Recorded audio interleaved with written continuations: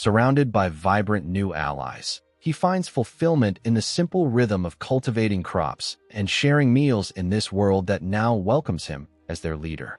He watches as the young silver-haired girl proudly presents a dish she prepared under his guidance, anxiously waiting for his judgment. Taking a bite of the warm meal, he praises her cooking with genuine delight, bringing a radiant beam of relief and happiness to her face. Looking up at their newly constructed wooden compound, he marvels at how this once unexplored island has begun to transform into a thriving home in just 3 months. Yet his present life is a stark contrast to his past, which began in solitude over a handheld game console that let him build imaginary gardens. In that former existence, he spent his entire youth confined to a hospital bed, succumbing to a chronic illness before ever reaching adulthood. Unable to go outside or make friends, he had poured his heart into creating his dream sanctuary on screen, all while grieving the emotional strain his condition placed upon his parents. As his life ebbed away, he felt a quiet peace in being able to look upon the tender, sorrowful faces of his mother and father one final time. He lay motionless in the quiet hospital room, an oxygen mask covering his face as his original life drew to its tragic close. Though his past had been filled with quiet regrets, his dying wish for a second chance echoed into the void as his spirit drifted away. Underneath a night sky framed by twin moons and soaring mountains, a small bundle rested outside the archway of a silent fantasy town. Opening his eyes to the cool night air, he looked around in confusion, quickly recognizing that he was no longer inside a hospital. Rolling onto his side, he was startled to discover another infant abandoned right beside him on the cold stone. Panic set in as he examined his own tiny body, coming to the shocking realization that he had been reincarnated as a helpless toddler. Soon after, a kindly man in clerical robes knelt down and spoke in an unfamiliar language that was certainly not Japanese. Bringing them inside out of the cold, the gentle priest settled both infants comfortably onto a soft bed. Staring up at his tiny, chubby hands, the overwhelming reality sank in. He was truly given a second life. As his new caretaker relaxed nearby, the young child resolved that his first task would be to learn everything about this mysterious world. As 2 years passed since his rescue, he devoted himself completely to learning the written language and customs of this strange new realm, carefully tracing characters into notebooks day after day. Settling into life within the quiet temple grounds, the priest who had taken them in officially named him Kai and his companion Rukia, giving them a peaceful home to grow up in. While reading through stacks of texts by the window, he realized that magic and deities genuinely existed in this realm, though his quiet study was soon interrupted by Rukia's playful teasing. Driven by endless curiosity, he scoured the temple's library shelves to learn more about God Farley, the creator of this world whom their adoptive father served as a devoted priest. Together with Rukia, he pored over detailed manuscripts revealing 13 other deities alongside Farley, reading about how chosen children receive a holy seal on their chest that grants unique divine abilities, distinct from destructive magic. As Rukia wonderingly asked if he might become a blessed priest like their father, he thoughtfully considered the text's warning that divine seals remain hidden until one reaches coming of age. Continuing his research, he discovered that those blessed by the gods are kept secret until they undergo official temple ordinances at 12 years of age. Driven to know more, he managed to peek inside a restricted tome intended only for high priests, uncovering sacred names of gods hidden from ordinary citizens. Later that evening, while bathing together in a wooden tub, he gently washed Rukia's hair while lamenting to himself that he couldn't even use basic magic in this world. Recalling how bitterly he had cried upon realizing his lack of magical talent, Rukia offered sweet words and patted his head, leaving him thoroughly embarrassed by her childish coddling. He was splashed with soapy water as he and his young sister played around in the bath, playfully attempting to wash each other's hair. Suddenly pausing his game, he caught sight of a strange, faint mark beginning to manifest on her chest. Overjoyed by the discovery, the boy burst bare-skinned through the hallway door, shouting frantically to their father that the holy seal had finally appeared on the girl's chest. Following him back into the room, the little girl shyly showed her chest, revealing a distinct divine pattern that left the priest completely speechless in awe. Overwhelmed with emotion, the priest pulled both children into a tight, tearful embrace, offering his heartfelt congratulations for the divine blessing bestowed upon their household. As they questioned whether this granted them permission to enter his locked study, a subtle smile crept across the young boy's face as he hatched a plan of his own. Time passed, and at 10 years old, he sat outside focusing deeply as he called out divine names like Sars, Lepios, and Medina, but received no response whatsoever. Reclining on the wooden bench, he pondered whether his deity was one of the remaining undisclosed gods from the holy text, or if he would need an official ceremony at a grand temple to unlock his potential. Staring up at the sky despite his continuous daily training, a growing anxiety gnawed at him regarding whether he would ever receive a holy seal of his own. Suddenly, a realization struck him just as his young sister approached to ask if he was training again. She had never actually tried reciting the holy names herself. He coaxed his sister, asking if she truly wanted to discover which deity was blessing her, playfully tempting her past their father's admonition to wait until the official ceremony. She gave in with a bright, irresistible smile, eager to uncover the secret. Encouraged by her enthusiasm, he began reciting the divine names he remembered: Medina, Luke, Idea, until the mention of Idea suddenly triggered a bright, magical resonance within her. Upon hearing that name, she gasped in pure wonder, declaring that a heavenly voice had echoed in her mind, marveling at whether this meant he had truly become a blessed individual. Watching her sheer excitement, he quietly recognized the entity as Idea, the major god of truth, feeling a wave of relief that his memory of the divine names had worked without needing any written records. Curious to see if her newly awakened divine gift was active, he urged her to try using her power on him to uncover the name of his own guardian god. Focusing all her concentration, she invoked her newly granted power, the Eye of Truth, casting a brilliant, radiant aura that enveloped them both as she gazed into his spiritual aura. With clarity breaking through the light, she gleefully announced that she could see it clearly. The deity bestowing blessings upon him was named Alamira.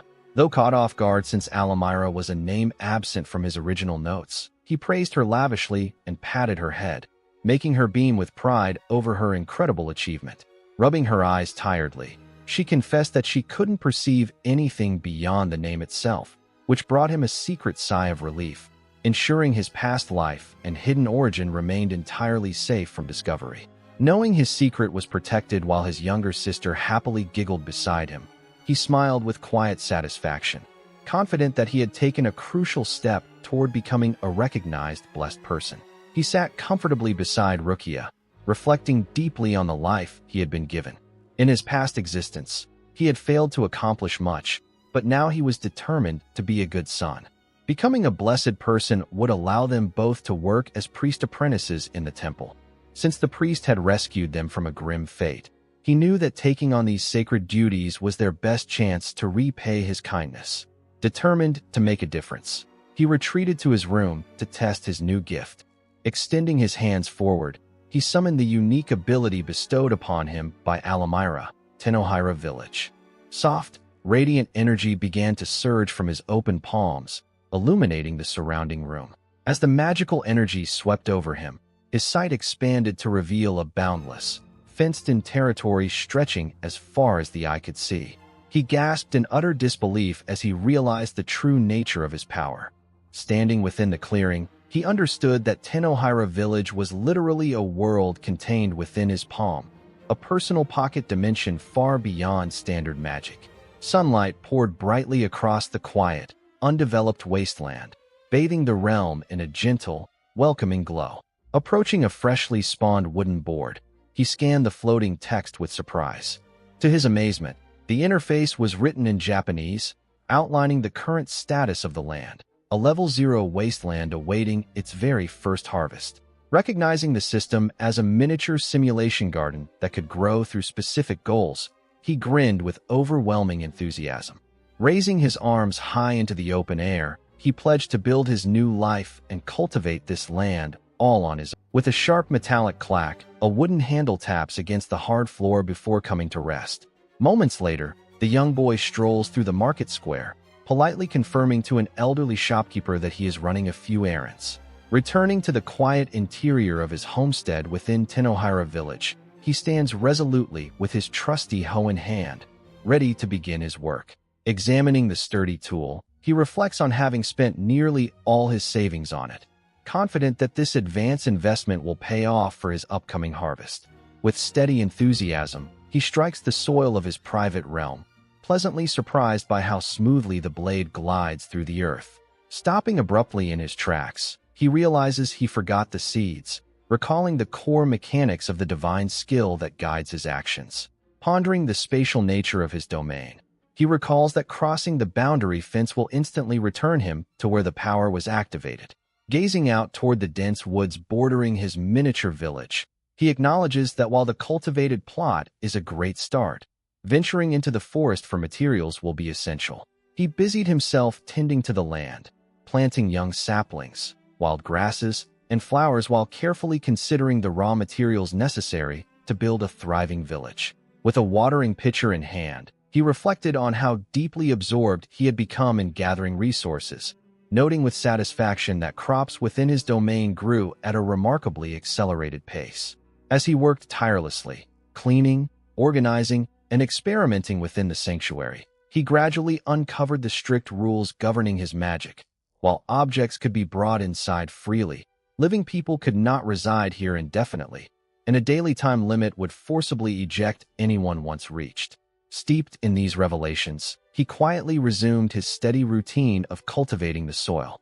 Inspecting the boundary, his gaze settled on the perimeter fence, noticing that the trees he had planted inside had spilled over into the surrounding area. Curious whether the divine growth effect was spreading beyond his domain's borders, he stepped outside to check on the outer fields. His eyes widened in shock as he was met with a scene of total devastation. The crops outside lay completely withered, dry, and ruined. Crouching over the dead soil, he inspected the destroyed potatoes and seedlings, deeply perplexed by what could have caused such utter failure. Poking at the lifeless dirt with his trowel, he pondered every possibility, from poor soil quality to deficient fertilizer, until a sudden thought struck him. Looking up into the wide, empty sky, he gasped in horror as he realized the true culprit. There was not a single cloud in the sky. He stood amidst the parched terraces, staring at the bone-dry soil while pondering how he could possibly alter the weather and conjure rain from the empty sky. A brief moment of quiet contemplation followed before a surge of determination lit up his face, resolving to try whatever was necessary to bring down the rain. Acting quickly on his idea, he gathered piles of dry debris and ignited a smoky bonfire, watching as thick plumes began to billow upward into the atmosphere. Securing a cloth over his mouth to filter the thick smoke, he reasoned that mimicking a wildfire's smoke plume might trigger atmospheric condensation, desperately putting his unorthodox experiment to the test. Reaching a hand toward the skies, his eyes sparkled with sheer amazement as cold droplets of moisture suddenly began to shower down upon his face and hands. Heavy, torrential rain poured down over the countryside, drenching the dried fields and revitalizing the thirsty soil. Stepping back indoors thoroughly soaked, he wiped the water from his brow, while Enel greeted him warm-heartedly from the doorway with a clean cloth. As he sat down inside to dry himself off, he reassured his sister that although the task had been exhausting, the drought problem was now officially solved. A sly, ambitious grin crept across his face as he realized that digging ditches would allow him to form actual rivers, vastly expanding the agricultural potential of his domain. A full year of diligent farming later, he proudly celebrated his very first successful harvest, gleefully holding up a bounty of massive, healthy root vegetables. He reeled in astonishment as a flurry of divine messages echoed through his mind, declaring that his first harvest was fulfilled and raising his territory to level 1. As the boundaries of the surrounding fence physically expanded before his eyes, the realization of his domain's sudden growth left him breathless. Taking a moment to review the newly unlocked domain interface, he learned that reaching the next milestone would require a population of 10 villagers. Setting aside the technicalities for a moment, he tended to a simple campfire and began roasting sweet potatoes, savoring the rich aroma wafting through the air. As he watched the potatoes cook, A striking elven girl with long pointed ears and luminous eyes suddenly materialized before him. Startled by her unexpected arrival, he quickly offered her a freshly roasted potato as a gesture of goodwill. Delightedly taking a bite, she beamed with pure joy, declaring the food exquisite before introducing herself as Enel. She explained that she was the designated guardian created specifically to manage the village and support his realm's development. She requested that he bring back items and delicacies from the outside world to fuel her growth, presenting him with a mysterious reward in return, a glowing seed of creation. Accepting the tiny artifact, he resolved to hold on to it carefully rather than planting it openly where it might draw unwanted attention. Shortly after their exchange, a group of primitive figures clad in simple robes began drifting into the clearing, appearing like ancient migrants entering the newly expanded territory. Stepping forward to greet the newcomers, he offered a warm welcome to the village, only to be completely brushed aside as they walked straight through his presence. Perplexed and hurt by their cold disregard, he soon learned from his elven companion that, as the divine sovereign of this pocket world, ordinary mortal eyes were simply incapable of seeing him. He pondered deeply on how to recruit more inhabitants while observing the newcomers struggle to establish their basic living conditions. While listening to the elven guardian snack contentedly and emphasized the paramount importance of securing food and essential supplies for community survival, his thoughts turned toward the surrounding wilderness. Turning his gaze toward the natural vegetation of the outside world, he identified wild hemp plants, realizing their immense practical value for extracting oil, eating seeds, and weaving durable fiber into rope and clothing. He considered what additional foods he could provide for his growing domain, wondering if river shrimp and small fish could complement the staple crops. Thanks to Enel's guidance, cultivation flourished over the following year, transforming the pocket realm and its inhabitants while both he and Rukia reached 12 years of age, bringing them to the day of their formal blessing ceremony. Dressed in her elaborate outfit for the occasion, Rukia twirled enthusiastically and asked if she looked perfect, prompting him to marvel at her cuteness while lightheartedly worrying about protective family duties. As they waited together, she checked if he was comfortable with receiving the priesthood blessing, to which he reassured her that invoking his unique ability was sufficient, even if he secretly wished for a different path. When his name was called to step forward into the ceremonial chamber, Rukia encouraged him to stay strong for both of their sakes, and he offered her a reassuring smile as he prepared to proceed. Inside the sanctuary, he reflected on the cloth covering his chest, which had hidden his mysterious crest for nearly 10 years, just as the priest instructed him to remove the protective covering. Unbuttoning his garment, he revealed the dark crest etched onto his skin, triggering an immediate reaction of profound shock and dread from the officiating priest. Sensing an overwhelming wave of hostility in the room, he realized with growing dread that the routine ceremony had spiraled out of control as dark inquisitors stepped from the shadows. Fixating on the mark with cold zealotry, the hooded inquisitor condemned him on the spot, branding his existence as that of an evil god. Before he could even react or defend himself, heavy hands roughly seized him from behind and gagged his mouth, taking him captive in an instant. Bound hand and foot with a gag tied across his jaw, he was tossed unceremoniously onto the hard timber floorboards inside a dark ship's cell. As the vessel carved through the pitch-black sea under a crescent moon, panic coursed through his thoughts. He struggled to understand how even the high priest failed to recognize the holy seal of Aramela, condemning him as an evil god instead. Terrified that he was being taken away to be executed, his heart ached at the thought of dying without ever saying goodbye to his grandfather or Rukia. Following a long and harrowing journey, the ship anchored beside an unfamiliar rocky shore, where guards severed his bindings and forced him down the narrow gangplank. Unbound at last, he stumbled groggily onto the creaking timber pier, squinting as he tried to adjust to the blinding daylight. Before he could regain his footing, the crew swiftly pulled back the ramp and cast off, setting course back into open water. Shocked by the sudden abandonment, he turned and shouted frantically for them to stop, but the ship continued to glide away into the distance.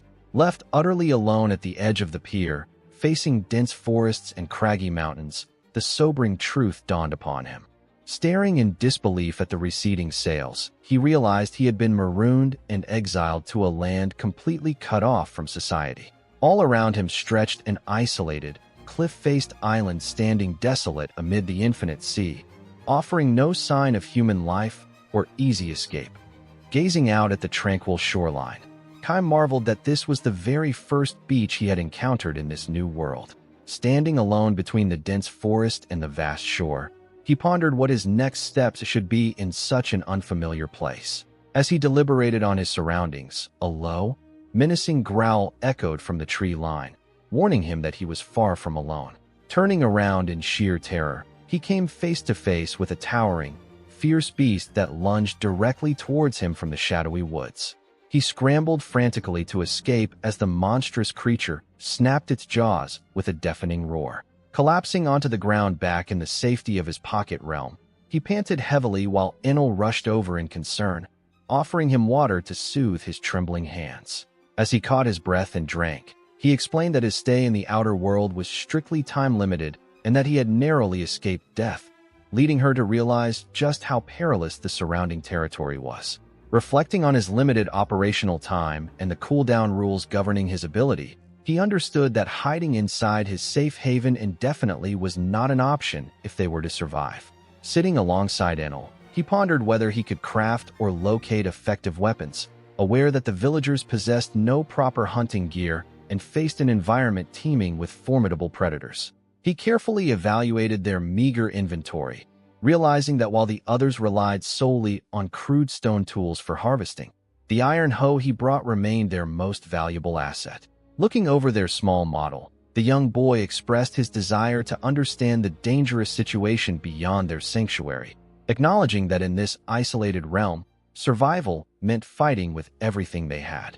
Encouraged by his companion's spirited invoking of divine protection, even as he privately recalled the deity's sinister reputation, he hoisted his iron hoe over his shoulder and set off with renewed determination. Emerging back into the outer territory, the young traveler breathed a sigh of relief upon discovering that the giant, prideful beast that had previously stalked the shore was nowhere to be seen. His relief vanished instantly as a massive, wild boar monster burst from the thicket before him, its ferocious eyes and sharp tusks confirming his worst fears about the island's deadly nature. Before the beast could crush him, a swift figure intervened, repelling the creature with incredible force and leaving the startled boy stunned to discover another living soul inhabited the land. Standing near the roots of an ancient, towering tree, the mysterious girl turned toward him, her horned features and dark attire making her presence as striking as it was unexpected. Driven by rage, the wild beast charged forward again, only to screech to a sudden halt as if blocked by an unseen barrier surrounding the sanctuary tree. Standing safely behind the invisible threshold with his weapon in hand, the young boy locked eyes with the frustrated creature, confirming the sanctuary's protective boundary. Gazing out from the sacred grounds where monsters could not tread, he darkly deduced that his exile to this island was intended as a roundabout death sentence. Gripping his wooden tool with white knuckles, he worried silently for the safety of his family back home, wondering if Rukia and his father were still out of harm's way. Pushing those anxious thoughts aside, his eyes locked forward with fierce determination as he accepted that his immediate focus had to be basic survival. Sitting beneath the looming shelter of the ancient sacred tree, he reasoned that although returning to the distant city was impossible for now, staying alive on this isolated island would eventually yield a way home. As night descended and gave way to dawn, the morning sun broke over the horizon, illuminating his small frame curled up fast asleep against the massive roots. However, the harsh morning air chilled him to the bone, leaving him shivering uncontrollably on the damp ground. Jolting awake in agony from the freezing cold, his lofty determination from the previous day seemed on the verge of shattering completely. Noticing his distress, Enel quickly offered him a cup of warm water to soothe his shivering frame, while he realized that constructing a proper shelter before nightfall was a matter of life and death.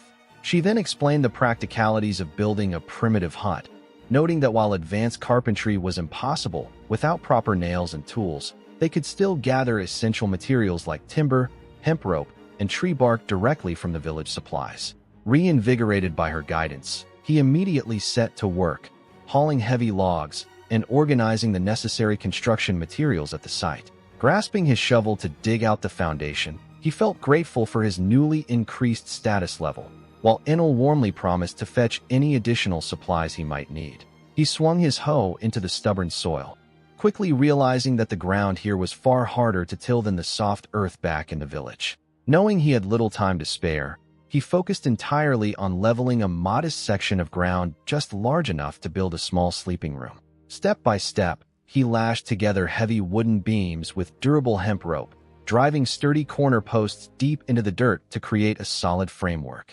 Resting inside the framework, he concluded that building a warm hearth was out of the question for now, but the dense tree canopy above would block the rain, while open gaps let in daylight. While finalizing his plan, he caught sight of a small figure peeking from behind a tree, instantly recognizing her as the horned girl he had encountered the day before. Before he could even ask why she was watching, she darted off into the woods, leaving him scratching his head in quiet confusion.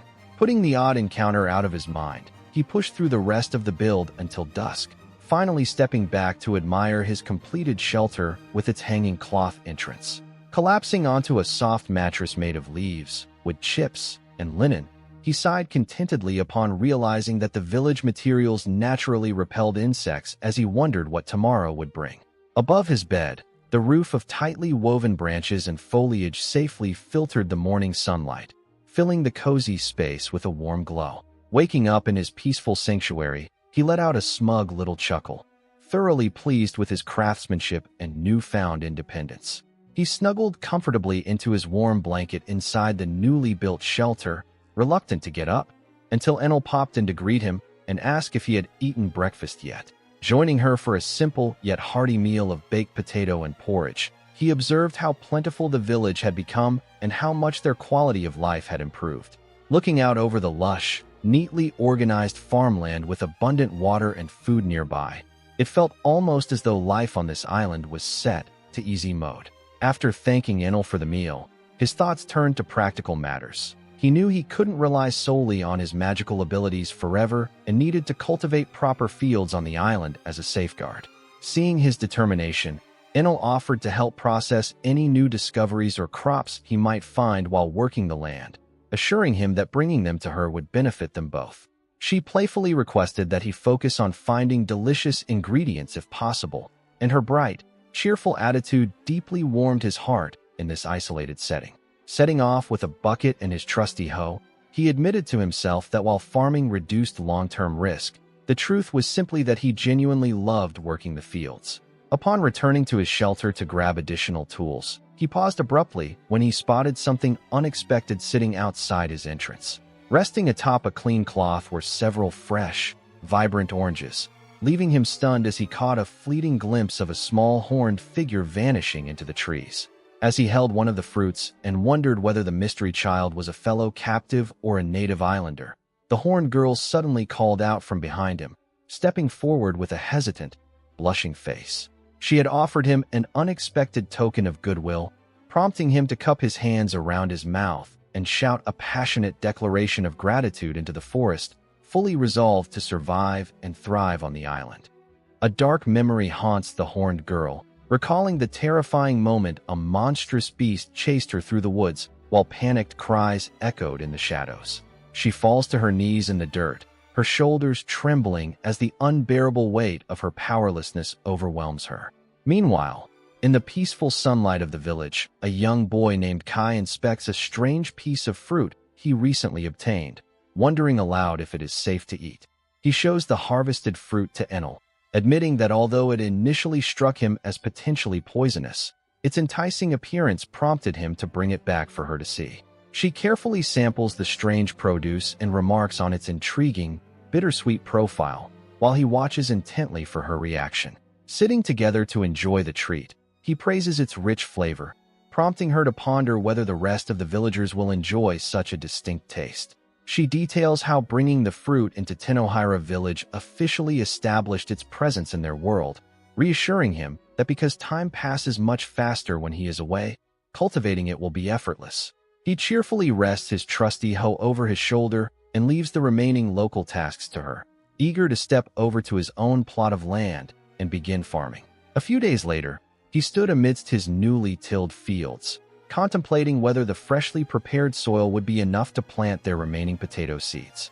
Taking a moment to rest his aching arms against his trusty hoe, a faint rustling noise amongst the nearby trees caught his attention. Knowing exactly who it was, he expressed his gratitude to the mysterious visitor for bringing the fruit each night, which had successfully allowed them to cultivate new crops in the village. Before they could continue their light-hearted conversation, a menacing growl suddenly echoed from the thick foliage behind them, putting him instantly on guard. As they settled down to talk, she nibbled on a snack, visibly surprised when he asked her about the possibility of introducing real weapons into their realm. Sitting together at a small wooden table, he suggested bringing armaments to duplicate just as they did with farming tools, but she reiterated that their peaceful world simply had no concept of enemies or warfare. She playfully suggested unleashing the island's fierce monsters into the village to force an immediate need for defense, but the mere thought of such chaos appalled him. He firmly rejected the dangerous idea, looking out at the hard-working villagers who labored peacefully without a single thought of combat, when she suddenly remembered a crucial item. Holding up a small, unassuming object between her fingertips, she stared at him in utter disbelief, shocked that he had completely forgotten what she had given him. A wave of recognition washed over him as she revealed that the object was none other than the coveted seed of creation. She urged him to plant the seed without delay, expressing full confidence in its potential. He agreed, examining the tiny, unassuming seed resting in his hand. He carefully placed the seed into the freshly turned earth, closing his eyes in desperate prayer that it might bring the strength needed to change their dire situation. He recalled a fleeting memory of his father and family, a gentle reminder of the past that filled him with mixed emotions. He stood alone in the wide field, knowing he could not rely on his father, whose high priest duties bound him elsewhere, even if worry might eventually draw him back. He kept his expectations low, reasoning that preparing for their future moves in advance was necessary, as official pleas might simply be ignored. While he rested after his hard labor, she observed him quietly from behind a nearby tree, holding her belongings close. By the following morning, he found himself stricken by a sudden illness, clutching his throbbing head as he lay helpless on his mat. He pressed a hand against his hot forehead, hoping fervently that this sudden weakness was merely a common cold rather than some dangerous local disease. He glanced at the plate of fruit peels beside his bed, realizing he could not remain sick for long in the farming village and had to trust his own body to recover. He felt a strange, weightless sensation washing over his limbs as his consciousness began to drift away. He lay shivering beneath his blankets, overwhelmed by a bitter sense of familiarity. The crippling sensation of being bedridden recalled painful memories of his past life, a helpless existence he had desperately hoped never to repeat. As the fever took hold, the vast wooden enclosure felt eerily isolated, as if the icy touch of death itself was creeping across the floor to claim him. Dark, suffocating chills enveloped his frail body, threatening to drag his conscious mind down into an abyss of cold shadow. Out of the dim moonlight, the horned girl quietly appeared at his bedside. Gazing down at his trance-like form with quiet concern, she softly questioned if his life was truly slipping away. Driven by an unspoken impulse, she climbed into the bed and pulled him close, wrapping her small arms around his shivering torso to shield him from the cold. Nestled against her, the freezing numbness slowly dissolved, replaced by a soothing, radiant warmth that lulled him into a deep slumber. When morning arrived, golden sunlight poured into the room, illuminating the two figures sleeping peacefully together in the quiet sanctuary of the wooden frame. Opening his eyes to the morning glare, he offered a soft greeting, to which she quietly expressed her immense relief that he had survived the night. Sitting up side by side, he admitted that the fever had made his mind hazy and disorganized, yet he offered his heartfelt gratitude for her soothing presence during his ordeal. Turning slightly away, she quietly inquired if he felt any fear toward her demonic features, but he merely met her gaze with complete calm and sincere trust. He pondered her appearance, noting how her pale skin, silver hair, and dark horns resembled the depictions of a Farleism devil. Yet, far from feeling terrified, He flushed bright red and blurted out that he actually found her quite cute, leaving her momentarily stunned. Testing his unexpected reaction, the young demon leaned intimately close to him. The sudden proximity threw him into a complete panic, his heart racing as he flailed his arms and wondered aloud if this overwhelming physical closeness was simply a cultural misunderstanding. As the conversation settled, he asked if she had been brought to this island during a blessing ritual like the others. She gently shook her head, explaining that she was born here, and softly revealed a somber truth. There were no other inhabitants left, and she was entirely alone. She went on to explain how many children had passed through before him, but every single one feared her demon blood. Tragedies had unfolded. Some were struck down by wild beasts, while others withered away from sickness, and despite her presence, she had been powerless to save them, leaving her stranded in isolation. Hearing her tragic past, he immediately spoke up to reassure her, pointing out that she had in fact saved his life by bringing him to safety, fetching fruit, and staying by his side to break his fever. Determined to dispel her solitude once and for all, he extended his open hand toward her with a warm smile, formally introducing himself as Kai Husqvarna and asking if she would accept him as her companion once more. Overcome with emotion by his unwavering kindness, the girl reached out and gently clasped his hand, finally sharing her identity. She was named Abyss. A radiant, teardrop-glistening smile broke across her face as she looked up at him, though instead of addressing him merely as a friend, she softly referred to him as her master. Though he sputtered in protest and suggested she simply call him by his name, Abyss joyfully stood her ground, beaming with happiness at having gained her very first true master and companion. As morning light filtered into the tent, the young boy stirred from his sleep, letting out a long yawn. Beside him under the bed covers, the horned girl sat up and offered a calm morning greeting to her master, bringing her face inches from his and leaving him thoroughly flustered. Shifting in his seat, he noted that she finally had a proper futon of her own, but she immediately pressed him with concern, asking if he had slept soundly or felt unwell again during the night, to which he quickly offered reassurance. Her face softened with a gentle smile as she voiced her relief, though a moment later she caught herself, wondering aloud why she had spoken so openly. Observing her quiet demeanor, he pondered the circumstances that had led to them sharing a life together, wondering if his anxiety over her future made him sound far older than his years. Later out in the fields, she used her magical staff to water the newly planted soil, turning to report her completed task to her master, who thanked her warmly. Pausing to wipe the sweat from his brow, he looked over the tilled land, realizing how much lighter the physical labor and camp maintenance became with another pair of hands.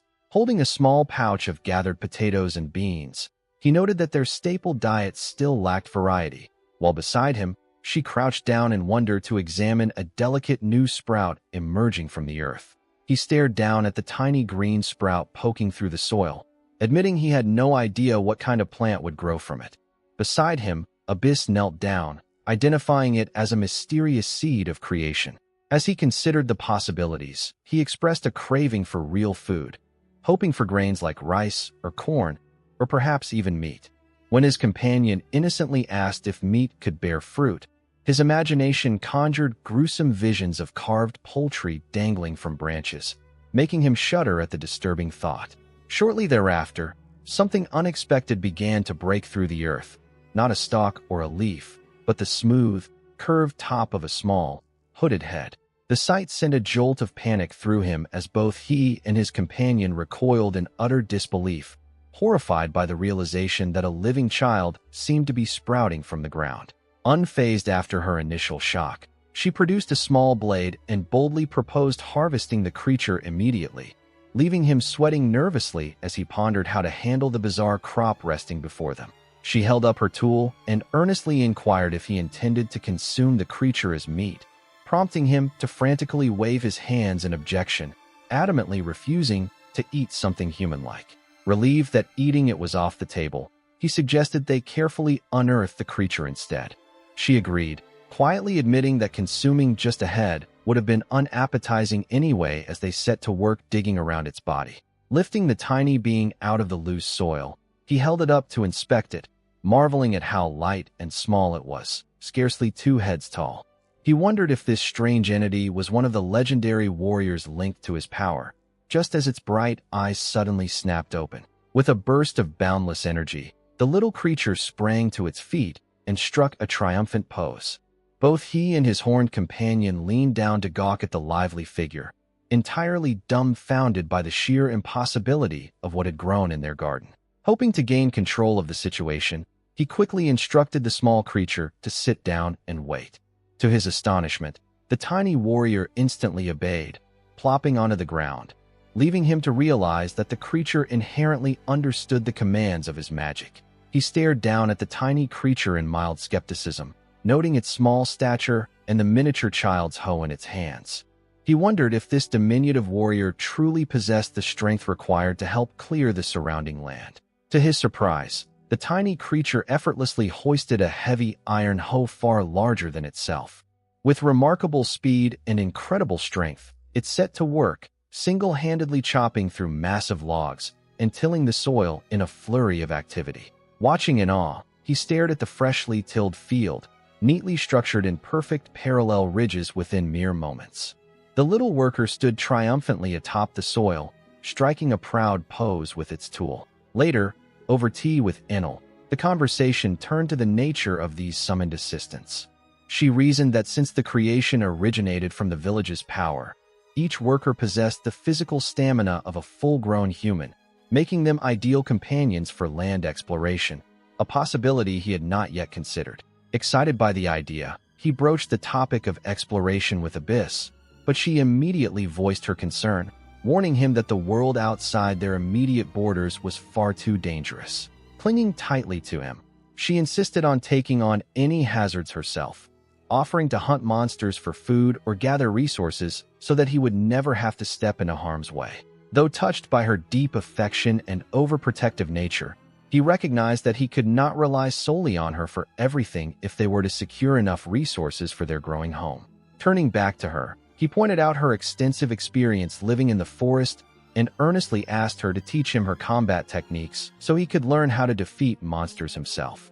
She hesitated, clasping her hands softly as a subtle smile played on her lips, keeping her true methods shrouded in playful mystery. Seeking to reassure her, he cheerfully explained that he could evacuate at a moment's notice using his spatial magic, and that the newly grown warrior would accompany him, begging her to let him try just a little. He readily agreed when his companion cautioned him not to push himself, promising to follow the guidance of his seniors as a novice in this uncharted jungle. As they ventured deeper into the forest, she continued to instruct him on survival, warning against dark places and toxic flora, which prompted him to send his small creation ahead as a scout. Continuing along the path, he noticed strange vegetation that looked nothing like the plants from his homeland, while she kept a vigilant eye on their surroundings. Working alongside his small summoned warrior, he happily gathered these new materials and herbs, completely unaware that his companion was quietly marveling at his vibrant, unusual energy. After searching the area, he paused to remark on how quiet the jungle seemed, observing that no dangerous beasts had crossed their path. In response, she bluntly explained that monsters would certainly attack if they spotted him, casually noting that he looked appetizing to wild creatures. Dumbfounded by her calm declaration, he questioned whether he truly looked like food, only to be interrupted by a sudden rustling sound in the nearby brush. Deciding it was best not to linger, he suggested making a prompt retreat, unaware that the mini warrior had just spotted a stealthy movement creeping behind them. In a split second, a monstrous serpent lunged from the shadows with fangs bared, catching them completely off guard. Instantly triggering his spatial evacuation magic, he teleported the group back to the safety of the village, tumbling onto the dirt right in front of a startled chief and their companions. He sat resting on the soft grass while the elven girl checked on him in a panic, her eyes wide with alarm. Reassuring her that he was unhurt, he explained that a wild creature had caught him off guard, causing him to use his escape ability. His steady expression concealed the turmoil growing within his heart. Though he insisted to her that everything was fine, a deep sense of responsibility began to gnaw at him. Driven by sudden remorse for leaving his companion behind, he leapt to his feet and sprinted back toward the portal point. Calling out over his shoulder, he urged the young elf to stay somewhere safe while he rushed back into danger. Reaching the jungle glade, he scanned the dense tree-line in a desperate search, only to find the area strangely quiet. To his relief, the giant serpent that had threatened them was nowhere to be seen. He let out a breath he had been holding as Abyss stepped into view from behind the trees, perfectly safe. She calmly assured him that the threat was gone and that he had nothing to fear. Leaning softly against him, she embraced him warmly and admitted how frightening it was to be left behind, yet expressed her relief that her master was unharmed. She made it clear that protecting his life was what mattered most. He hung his head in quiet shame as her gentle words weighed on his conscience. He realized how cowardly it was to rely on teleportation to save only himself while abandoning others. Beyond the wooden fences of the settlement, the village stood peaceful and secure. Yet he knew that remaining within its safe borders would not allow them to overcome the greater perils lurking in the wild. Looking over at his companions, he knew he could not bear the thought of placing them in danger again. He understood that relying solely on Abyss's knowledge of beasts was not enough to guarantee their survival. Resting his hand against his chin, he reflected on their tactical options for future excursions. He reasoned that summoning combat units like the mini-warrior or strengthening their own fighting prowess would be vital for protecting everyone. He narrowed his eyes with quiet determination, reminding himself that even simple stone tools could still serve a purpose in a dire situation. Suddenly, a colossal, razor-clawed foot crashed down directly in front of them, causing him and Abyss to lose their footing and tumble backward onto the dirt. Staring up in utter disbelief, he found himself dwarfed by a monstrous, towering bird that unfurled its massive wings over the forest clearing. Though Abyss cried out frantically for him to run, he refused to flee, gripping his rudimentary stone tool and squaring his shoulders against the monster's ear-splitting screech. A colossal, bird-like magic beast suddenly appears before the group, looming menacingly as the small, sprouted warrior frantically urges Kai to run away. As the terrifying avian creature tilts its head and lets out a piercing screech, he turns sharply in shock, his mind racing to adapt to the sudden threat. Wondering if the giant bird will simply return to the sky after its initial assault failed, he quickly realizes that the creature has no intention of leaving. Studying the monster's predatory gaze, he assesses how difficult it would be to escape a flying opponent, concluding that the beast lacks reasoning and acts on pure wild instinct. Turning to Abyss, he urgently instructs her to head toward the giant tree first while he formulates a plan to stall the beast. Gripping his stone tool firmly, he steels his resolve for an unavoidable battle, supported loyally by his tiny companion. He orders the small warrior to target the beast's feet with a stone axe, leaving the horned girl stunned by their bold strategy as the tiny ally charges forward. Reassuring her that they will be fine, he repeatedly urges her to escape while they draw the creature's attention. Directing her to head all the way to Tenohira village, he stays behind to hold the line, leading her to reluctantly agree and make her run. Far from the immediate confrontation, Enel sat peacefully outdoors, happily humming a tune while savoring a fresh yam roasted in autumn leaves. Her quiet snack was suddenly interrupted when Kai burst onto the scene, urgently demanding that she ignite a fire without a moment's delay. He promptly dumped a massive haul of freshly dug tubers onto the ground beside her, praising her magic, while leaving the bewildered elf wondering where on earth he had procured so many. Fastening the yams to sturdy wooden handles to create makeshift torches, he ignited them in the flames, reassuring her as she anxiously questioned his intense preparation. Shouldering his fiery arsenal, he called back over his shoulder that he was heading out on a monster extermination mission and promised to return promptly. She could only watch in stunned silence as he sprinted back into the woods toward the giant avian threat, eventually offering a hesitant wave. Back in the thicket, he hurled blazing torches directly at the massive avian beast, coordinating with his tiny sprouted companion to buy enough time for Abyss to reach Tenohira village safely. While the tiny sprouted warrior boldly scrambled up the feathered beast's back to keep it off balance, he prepared his second volley with absolute focus.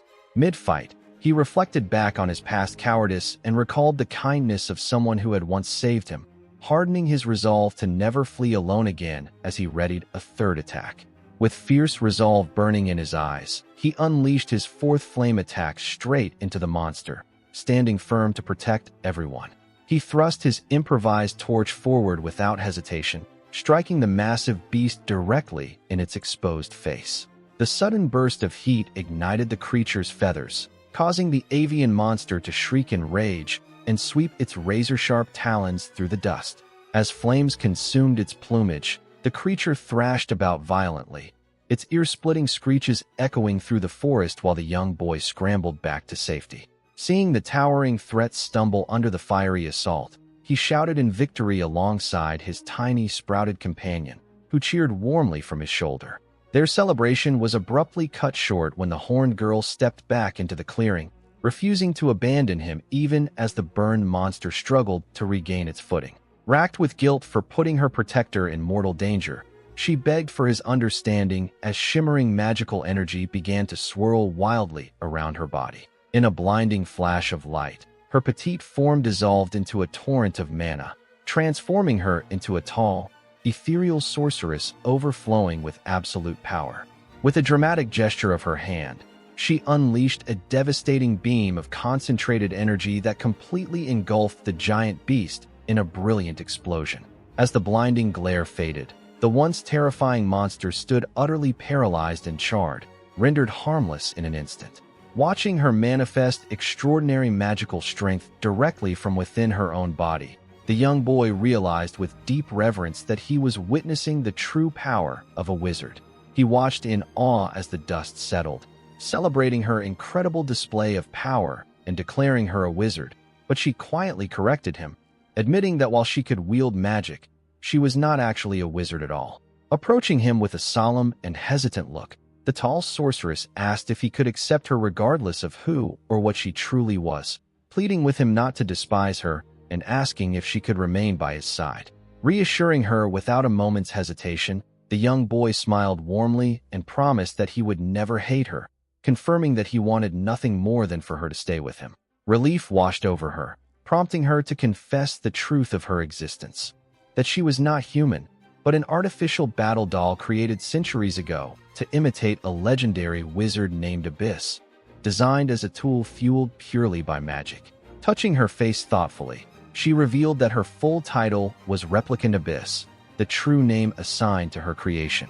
Hearing this, he contemplated her words, reflecting on how her synthetic body possessed an infinite lifespan, yet felt as natural and real as any living person's. She elaborated further, stating that she was created over 1,000 years ago and had only awakened 58 years prior, leading him to realize she had inhabited the island for centuries. Admitting that she did not know the reason behind her sudden awakening, she cast her gaze downward, while he secretly felt stunned by the sheer difference in their ages. Connecting the pieces, he recalled her glowing attire and lack of need for sustenance.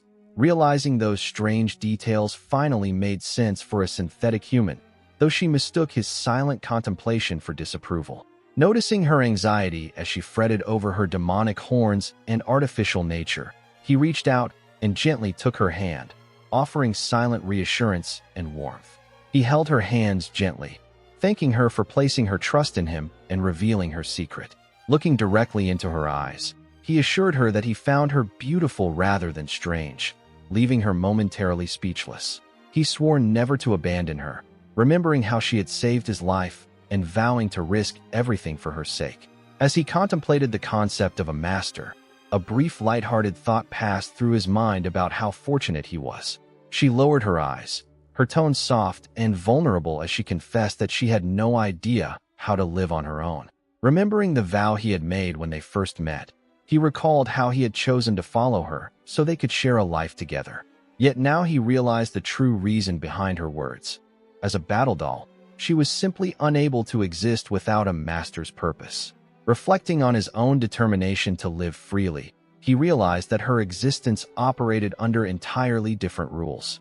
Apologizing for his past misunderstanding, he offered to start over and hear her out properly this time. Looking up at him with earnest hope, she clasped his hands and formally asked if he would accept being her master. As she held his hands, her earnest gaze sent a flush to Kai's cheeks. Inwardly, he realized that his memories of a previous life were what allowed him to view her not with fear, but with understanding. Floating visions of portable video games and manga from his former world reminded him that the concept of a synthetic being was familiar to him, saving him from reacting with dread. Recalling all the vibrant emotions she had already shown, he resolved to help her explore the world. Grasping her hands tightly, he joyfully announced that she would be his companion starting today. Under the shade of giant trees with their small friend looking on, the pact was officially sealed as she addressed him as her master, while he smugly congratulated himself on his dramatic words. Standing beside the colossal slain bird, Kai contemplated their immediate next steps, deciding that hauling the massive carcass back to Tenohira village would yield vital raw materials for their settlement. His planning was abruptly shattered when the tiny sprouted warrior suddenly collapsed and rolled away dramatically, causing him to shriek in panic while Abyss watched with mild confusion. Realizing they urgently needed guidance on how to manage their current predicament, he sprinted back toward the village grounds to consult Enel about the pressing situation. Before he could reach her, a sudden magical burst and triumphant fanfare announced the arrival of a major system milestone. Overflowing with excitement, Enel warmly congratulated Kai on reaching level 5, explaining that processing the meat and beak of the monstrous crow had provided the immense experience necessary for this upgrade. She sat beside him on a plain wooden bench, enthusiastically pointing out that reaching level 5 unlocked brand new village management mechanics. Listening attentively, he stared in awe as a floating notification window materialized before him, detailing the newly unlocked guest feature and its village population parameters. He listened carefully as Enel clarified the terms, explaining that holding hands allows him to bring outsiders into the territory as guests, inspiring him to head off immediately to bring Abyss into the fold. He was initially struck with panic upon realizing the little warrior had shrunk back into a seed, but his companion quickly reassured him that it had simply entered a restorative sleep mode after taking damage. Relieved by the news, he listened as she suggested gathering everyone for a celebration to mark reaching level 5, giving him the perfect opportunity to explain his expanding powers to Abyss. Upon hearing that the miniature fighter would eventually regain its full form outside of battle, the horned girl let out a soft sigh of relief, visibly eased by the revelation. As they sat together outside, the conversation shifted to the mysterious nature of his powers, though she confessed that in all her long, ancient memory, concepts like divine blessings or gods had never existed. Eager to demonstrate his growth, he announced that his domain's abilities had upgraded, granting him the power to bring guests into his personal world, and warmly invited her to join him. Reaching out, he gently clasped her hand to activate the new transfer skill, ignoring her mild confusion as the magical pathway to Tenohira village opened beneath them. In an instant, the two manifested inside the tranquil confines of the village, where he proudly presented the surrounding sanctuary to his wide-eyed guest. However, the overwhelming density of magical power filling the domain immediately hit her, causing her to stagger in shock as her body struggled to process the intense energy. Overcome by the raw mana of the realm, she collapsed into his arms, prompting the elven girl to urgently advise taking her back outside immediately. With a solemn gaze, the elven girl noted that this crafted world was tailored exclusively for him, and was not an environment built for ordinary living beings to survive. She watched attentively as the young boy checked on his fallen companion, both feeling relieved that the horned girl was regaining her composure after the terrifying ordeal inside the realm. Deciding it was safest to return, he brought her back through the threshold and out into the open world, sealing the gateway behind them. Once back on solid ground, she slowly caught her breath and reassured him that she was fine, explaining that her body was driven entirely by magic, a resource practically absent inside his dense pocket domain. He felt a wave of disappointment, having hoped to show off his personal haven much more, but felt comforted when she confirmed that her strength had fully returned in the outside air. His downcast mood vanished in an instant as his eyes caught sight of a magnificent culinary surprise waiting for them. He could barely contain his excitement at the breathtaking feast before him, a massive, roasted rack of monster meat cooked to golden perfection. Without hesitating for another second, he gave thanks and eagerly bit into the juicy cut, while the elven girl proudly mentioned it had been seasoned with natural sea salt. Tears of pure bliss welled in his eyes as the rich flavor overwhelmed his senses, prompting him to offer a portion to his companion, who politely declined. She watched him with a gentle, affectionate smile, privately thinking that seeing her master eat so happily made the moment 100 times more rewarding than sharing the meal herself. As smoke drifted lazily above their makeshift shelter, 3 whole months had already quietly slipped by since his arrival on the mysterious island. Recovering her composure, Abyss assured Kai that she was unharmed after her magical energy was replenished. She then examined a map with him, explaining that the gourd-shaped island held a sacred tree on its southern side. Pointing outward, she described the various fruits and flora she had spotted during her exploration. Deep within the dense woodland stood a towering, ancient tree that anchored the surrounding ecosystem. Inspecting the vegetation, Kai recognized olive seeds among the gather, realizing he could extract valuable oil from them. With the help of his tiny sprouted assistant, he set to work cultivating new crops of tangerines and bananas. These tropical banana plants provided not only edible fruit, but water-repellent leaves suitable for roofing and cooking. The sweet tangerines offered a fresh source of vitamins, essential for sustaining the village's health. Observing the high quality of the yield, Kai pondered if an advanced ancient civilization had selectively bred these crops.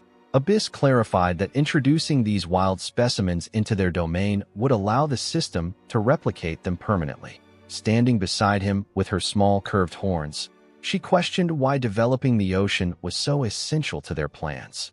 Kai explained that cultivating maritime resources would elevate the entire settlement civilization, ultimately paving the way for constructing a seaworthy vessel when the time came to seek escape. Hearing his ambitious ideas, she gently inquired about his immediate path forward. He admitted that his priority was simply reassuring his loved ones of his safety, though he acknowledged that slipping past the watchful eyes surrounding the temple made an immediate flight nearly impossible. A quiet longing filled his eyes as memories of his father and young sister drifted through his mind. The yearning to reunite with his family remained the quiet, burning force driving every choice he made on this isolated land. Noticing the gentle warmth in his tone, she marveled at the enduring strength of his familial bonds. Reassuring her with complete sincerity, he made it clear that she too was an indispensable part of his journey and would be coming along right by his side. The unexpected declaration struck her heart deeply, causing her to wonder if she had truly found a family of her own. Overflowing with affection, he wrapped his arms around her in a warm embrace, overwhelming the ancient synthetic girl with emotions that left her completely flustered. Leaving their quiet spot, the pair made their way back to the village homestead. As they approached the wooden cabin, cheerful voices welcomed them home. Around the grounds, the adorable hooded mini-warriors scampered about with lively energy, their spirited presence adding a warm, bustling life to the newly established settlement. Settling down after the long day, he reflected on the tremendous growth over the past 3 months. Reaching level 7 had yielded 2 new seeds of creation, giving rise to another spirited warrior and a skilled dwarf helper to aid their growing community. Yet, contemplating the vast journey ahead, he realized constructing an ocean-going vessel would demand immense time and raw iron. Reminiscing about his past life in Lapelda, he silently lamented how vastly different survival was when resources had to be forged by hand rather than bought with mere coin. Ultimately, he concluded that surviving the impending winter had to be their immediate primary focus. Just as he voiced his thoughts, a sudden sound outside caught his attention, breaking his quiet contemplation. He expressed his gratitude to the small, eager creatures, recognizing that while their help was invaluable, the growing village needed more hands. He decided to speak with Enel about getting more seeds. Approaching the young elf, he dropped to his knees in a dramatic plea for assistance. Surprised by his sudden intensity, she pointed out that a simple, normal request would have been more than enough. She explained her perspective as manager, emphasizing that the village's immediate priority was securing livestock rather than just more workers. Accepting her point, he decided to level up during his upcoming trek to meet that goal. While he pictured standard farm animals, she outlined the challenges of finding suitable species for a proper workforce, startling him with the scope of what was required. Hoping to simplify the task, he suggested searching for peaceful wild creatures on the island, and she agreed that finding at least a breeding pair would suffice. With their target defined, His focus shifted toward the uncharted northern side of the island as the ideal search ground. After confirming that the northern region was reasonably safe, he gathered his companions to embark on the expedition. Posing together with newfound resolve, he and his team raised their spirits as they officially began the quest for livestock. Trekking across the unfamiliar terrain, the young master pushed forward beside his loyal companion. He wondered aloud how much further they had to go before reaching the northern expanse of the island, noting that they had only managed to cover half the distance. Concerned for his stamina, she asked if the journey was wearing him down. He assured her that the brisk pace felt invigorating, returning the question to her, only for the demon girl to beam with delight and confess that simply accompanying her master made every step enjoyable. Reaching a high viewpoint overlooking the northern region, they paused to survey the peaceful landscape. He was surprised by how calm the valley appeared, but his companion clarified that wild beasts avoided the region because the ambient magical power in the north was strangely volatile. Pondering the implications of this magic anomaly, he weighed the strategic risks. Without the protective barrier of the Great Tree, setting up a new settlement here meant monsters might be drawn directly to them whenever they migrated across the border. Realizing the full scope of the challenge, he conceded that relocating their base would not be a simple task. His allies silently acknowledged his caution, realizing that securing the territory would require careful preparation. Suddenly, his keen eyes caught sight of a group of animals grazing in the grassy fields ahead, prompting him to call out in excitement at the discovery of potential livestock. Approaching the herd, he noticed the creatures appeared docile despite the distorted magic in the air. Sensing his intent to capture them, his companion admitted the corrupted atmosphere made her feel slightly ill, but she assured him that she could easily cast a spell to stun the animals without harming them. He watched closely as his loyal companion unleashed a targeted burst of magic, felling one of the wild bulls with a loud thud. Stepping up to examine the motionless creature, he voiced his concern over whether the attack was lethal, though she assured him she had carefully moderated her power to merely stun it. Before they could celebrate their successful test, another massive bull charged recklessly toward the group. Realizing the danger, they quickly scattered into defensive positions. Sensing the growing threat of the herd, she urged her master to fall back and retreat with the others, promising to hold the line and incapacitate the beast herself. Positioning herself directly in front of the beast, she extended her hands, channeling a focused beam of light right into the creature's forehead. However, the volatile magic in the air made fine control nearly impossible, leaving her struggling to calibrate the spell's intensity while locked in a tense standoff with the beast. As more horned beasts surged forward, she unleashed a broad barrier of magic to block them. Observing the overwhelming strain on her body, he suddenly realized the danger and shouted for her to hold her breath immediately. Trusting his judgment, she pushed forward with a final palm strike directly against the lead beast's snout, discharging her remaining spell power in a single burst. The powerful strike took effect, causing the charging beast to lose its momentum and crash heavily to the ground. Rushing to her side as the danger passed, he clamped his hand firmly over her mouth and nose, explaining that the corrupted ambient magic was seeping into her system through her breathing, and covering her mouth was the only way to protect her.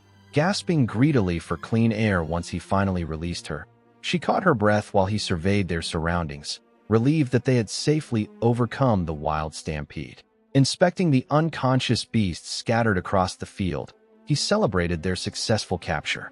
Relief washed over him upon confirming that the creatures were still alive, and he prepared to haul them back himself. After dragging the massive animal back to the settlement, the quest was officially declared complete. The local representative assured them that seeds would be granted the following day, while he noted with satisfaction that their 5 captures, 1 male and 4 females, formed an ideal breeding ratio. Gazing out over the newly constructed pasture, he envisioned a bright future where expanded grazing grounds would yield leather, meat, and dairy for the growing community. Determined to contribute his all, he pledged to work just as hard on his own tasks. As the months began to turn, time passed quietly beneath the shadow of the island's colossal great tree, marking the arrival of his very first spring in this unfamiliar land. Spring soon gave way to a sweltering summer, where relentless heat tested his endurance as he labored tirelessly outdoors, wiping sweat from his brow beside the warm spring baths. Autumn followed with a bountiful harvest, leaving him resting contentedly amidst piles of freshly gathered crops, while Abyss busied herself sweeping the grounds, grateful for the earth's rich yield. As the season shifted once more and chilly winds began to blow, he pushed through the cold, carving stone and preparing heavy materials alongside his steadfast companions. Eventually, a blanket of snow heralded the arrival of winter, surrounding their newly built wooden lodge as warm smoke billowed steadily from its chimney. Stepping inside from the freezing air, he greeted his household warmly, bundled in a thick winter coat, and was immediately welcomed back by Abyss and the little ones waiting by the hearth. Settling in, they discussed his new monster fur garment, which the villagers had skillfully tanned using natural oils and plant extracts, creating armor-like protection against the winter cold that far surpassed simple hemp cloth. He cradled the warm cup in his fur-lined sleeves, reflecting on how he had managed to learn to tan hides piece by piece. A slow, painstaking process that was far from luxurious, yet essential. Surrounded by his companions around the hearth, the comforting heat offered a peaceful sanctuary from the harsh elements outside. Looking around the compact wooden shelter, he reflected on how having extra hands from the warriors had accelerated the hearth's construction, even if the living quarters felt remarkably close. As he took another sip from his mug, he couldn't shake a lingering anxiety. Even wrapped in thick monster fur, the bitter nighttime chill remained dangerously intense.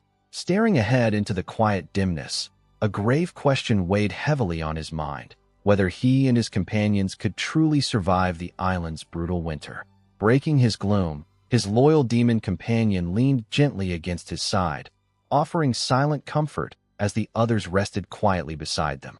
Looking into her expressive eyes, he softly voiced his deep gratitude for her presence, to which she replied with unconditional devotion, expressing how thankful she was that he was alive and by her side. Reassured by her earnest words, the small group snuggled together, sharing their body heat as peaceful sleep overtook them in the cozy warmth of their shelter. Outside, as the seasons shifted, the freezing days slowly yielded to the gentle warmth of spring, bringing new life and activity to the bustling settlement. Standing near a timber post carved with tally marks marking 365 days, he marveled at how a full year had passed on the island, a time that felt simultaneously endless and fleeting. He stood in the center of the fenced plot as a sudden chime echoed through the air, signaling a major achievement. Following the announcement, the system guide excitedly congratulated him on reaching level 10, handing over a strange wooden stake that served as a new milestone feature. She went on to detail how the stake functioned, explaining that placing it in the outside world would link its location directly to the village's northern gate. Realizing it operated as a convenient warp point, his excitement grew even further when she gifted him a radiant golden seed of creation alongside it. Eager to see what would happen, he carefully buried the golden seed in his best soil, silently hoping for a peaceful companion rather than another fierce combatant. A few days later, a pair of large, fuzzy animal ears suddenly broke through the soil, twitching energetically in the open air.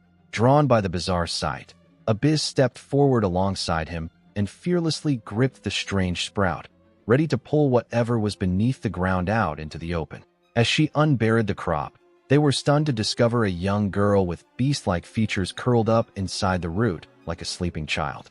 Instantly bursting forth from the earth with explosive energy, the loud young fox girl struck a heroic pose and proclaimed herself the great wizard of hellfire, leaving both spectators completely speechless. The young master observes the newly birthed fox-eared maiden, recognizing her as the level 10 reward born directly from the golden seed of creation. She eagerly leans in closer, begging him for a proper, cute name and refusing any placeholder titles with enthusiastic persistence. He pauses to reflect quietly on his own given name, considering its unique origin and how its pronunciation translates in this unfamiliar world. Turning back to her, he introduces himself and his faithful companion before bestowing upon the fox maiden the name Rin, which she receives with quiet, beaming delight. As their daily life grows more peaceful and established, She steps forward eager to showcase her immense power as the Great Wizard of Hellfire. With an explosive roar, she unleashes a terrifying torrent of magical flames that obliterates the target ahead, leaving her companions reeled back in complete shock. They stare blankly at the smoking crater left behind, as the young master questions if that was truly magic, to which his loyal companion admits it bears no resemblance to any spellcraft known to this realm. Analyzing the residual energy, she explains that standard magic relies on ambient atmospheric mana, whereas their new companion draws from an entirely foreign source of power, deepening the mystery surrounding her existence. Her realization regarding Ren's extraordinary magic only heightened the mystery, leaving Kai to ponder how such a force could exist outside the natural laws of their world, while Ren playfully teased him. Thanks to the overwhelming prowess of both Abyss and Ruin, the most dangerous beasts lurking around the territory were swiftly cleared away.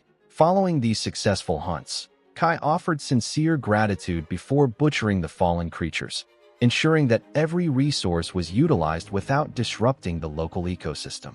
As Tenohira village expanded into an agricultural settlement, the vast ocean suddenly manifested along its coast, filling the villagers with delight as fresh seafood became available for the first time.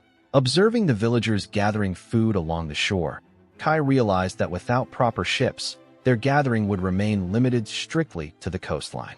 Seeking to overcome this hurdle, he immediately instructed Enel to gather strong hemp ropes and lightweight, durable logs. Unwilling to wait any longer, he set his escape plan into motion with a resolute design for a sea vessel. When Abyss questioned if he could truly build a craft capable of ocean travel, Kai assured her that through proper buoyancy and stability, a sturdy squid-shaped raft would be easily constructed. Beneath his practical preparations lay a deep personal motivation. He was firmly determined to leave the island because he wanted, above all else, to show Abyss the vast world outside. Before long, the massive raft was completely built, and as Ren proudly announced its completion, Kai enthusiastically called out to Abyss to set sail into the unknown horizon. He traced a route in the dirt with a stick on the eve of their departure, recalling an ancient map from 1,000 years prior that showed land to the southwest. Sitting together around the dirt map, the group calculated their travel time. Abyss noted that even with her wind magic propelling their craft, the journey would take 11 days based on her past knowledge of the terrain, though she admitted not knowing where the present-day city was located, a concern he quickly dismissed with a reassuring nod. He then mapped out their survival strategy, organizing 10 days' worth of rations and marking a landmark tree with a wooden stake so they could find their way back if trouble arose, accepting that they might have to wander from place to place until they found a permanent home. Suddenly, a strange sound interrupted their planning, causing both him and Abyss to glance up sharply in surprise. Calling out to her master, Abyss quietly alerted him that a ship had arrived at the shore, leaving him stunned at the sudden news. Looking toward the coast, they beheld a massive multi-masted sailing ship anchored near the shore, a grand vessel that dwarfed their makeshift raft and raised immediate suspicions. Recognizing the potential danger, he quickly commanded his small companion to conceal their raft behind the large tree, while the creature wondered in astonishment if the newcomers had come to rescue him. Observing the vessel from behind cover, Abyss murmured that such ships only visited during spring and had not appeared for many years, recalling that the last arrival coincided with her master's original appearance. She turned to him with a troubled expression, asking what he intended to do now that an actual ship was here, aware of how eagerly he had prepared to leave the island on their handmade raft. Reassuring her with a warm smile, he gently patted her head and promised that he would help whoever had arrived on the shore. He instructed his companions to stand by and stay hidden, deciding to investigate the incoming ship entirely on his own. Creeping carefully through the thick brush, he kept his eyes on the shoreline as a mysterious presence disembarked from the vessel. As he watched from behind the wooden pier, cloaked figures escorted a small, tearful girl down the wooden plank, forcing him to hold his breath and wait for the right moment. To his utter astonishment, the hooded strangers set sail immediately after dropping her off, leaving the young child weeping alone at the edge of the water. Stepping out from his hiding spot, he approached her gently with a warm greeting, though she looked up in utter confusion, asking where she was and who he was. Seeing her tear-streaked face clutching a stuffed toy, he realized she had been abandoned, recognizing that she would have to remain on the island for the time being. Before he could offer comfort as she sobbed about wanting to go home, his foot slipped from the pier, plunging him straight into the chilly water with a loud splash. Drenched from head to toe, he climbed back up and offered a reassuring smile, promising her that although returning home was impossible right now, he would find a solution later. His gentle conversation was suddenly interrupted when his fox-eared companion came rushing in frantically, shouting for him while being held back by his loyal attendant. Fuming with jealousy, she accused the child of being an artificial rival and threatened to roast her alive, forcing him to plead desperately with her to calm down lest she get banished. Her volatile temper eased as the conversation shifted to their predicament. Escape from the island was currently out of the question so long as the Farley Church continued using it to abandon unwanted children. Driven by resolve, he declared passionately that he would rescue the abandoned children and keep them safe, a selfless answer his companion expected from her master. Afterwards, they tried to gather clues about the young girl's past, learning she hailed from a town with a grand castle called Godai, though none of them recognized the location. He realized with grim clarity that the island served as a universal dumping ground for unwanted children, orchestrated by a vast global religious organization. Noticing the holy mark on her skin matched his own, he realized she was mid-blessing ceremony when abandoned and offered to help her complete it later. Hesitantly, she confessed that her mark bore the power of the evil god, clutching her stuffed rabbit tightly as she asked if that made her dangerous or unacceptable. Placing a reassuring hand on her, he explained that his own survival was thanks to that very power, gently reminding her that a blessing's true nature depends entirely on how its wielder chooses to use it. Turning their focus back to their daily routine, the group gathered outside near the homestead, ready to tackle their next tasks. Observing a burly dwarf working diligently in the nearby soil, she remarked on his impressive strength, recognizing him as a summon brought forth by the blessing. As he picked up his tools to tend to an uncultivated patch of farmland, she watched the solitary worker in the distance, softly wondering if the summoned dwarf felt lonely working all by himself. She observed the boy working in the field, noting softly that he seemed lonely, often staring out at the ocean as if longing for a family he left behind. Realizing that no one would ever come to rescue him, they recognized that he was putting on a brave face and giving his absolute best effort for their sake. The young girl clutched her worn plushies tightly, her mind drifting to memories of her parents as determination welled up within her. Chanting the holy name of Alamira that she had just been taught, a soft glow erupted from her hands, surprising the group as she attempted to invoke her newfound blessing. Eager to test what she could do, she asked for permission to try her power, and he warmly encouraged her to go ahead. With radiant excitement, she cast her spell, calling forth the power of temporary life upon her beloved stuffed toys. To everyone's utter astonishment, the patched plushies sprang to life, blinking open their eyes and casually striking up a conversation with their creator. The surrounding companions stood frozen in disbelief, stunned into silence as they watched the fabric creatures walk and talk right before their eyes.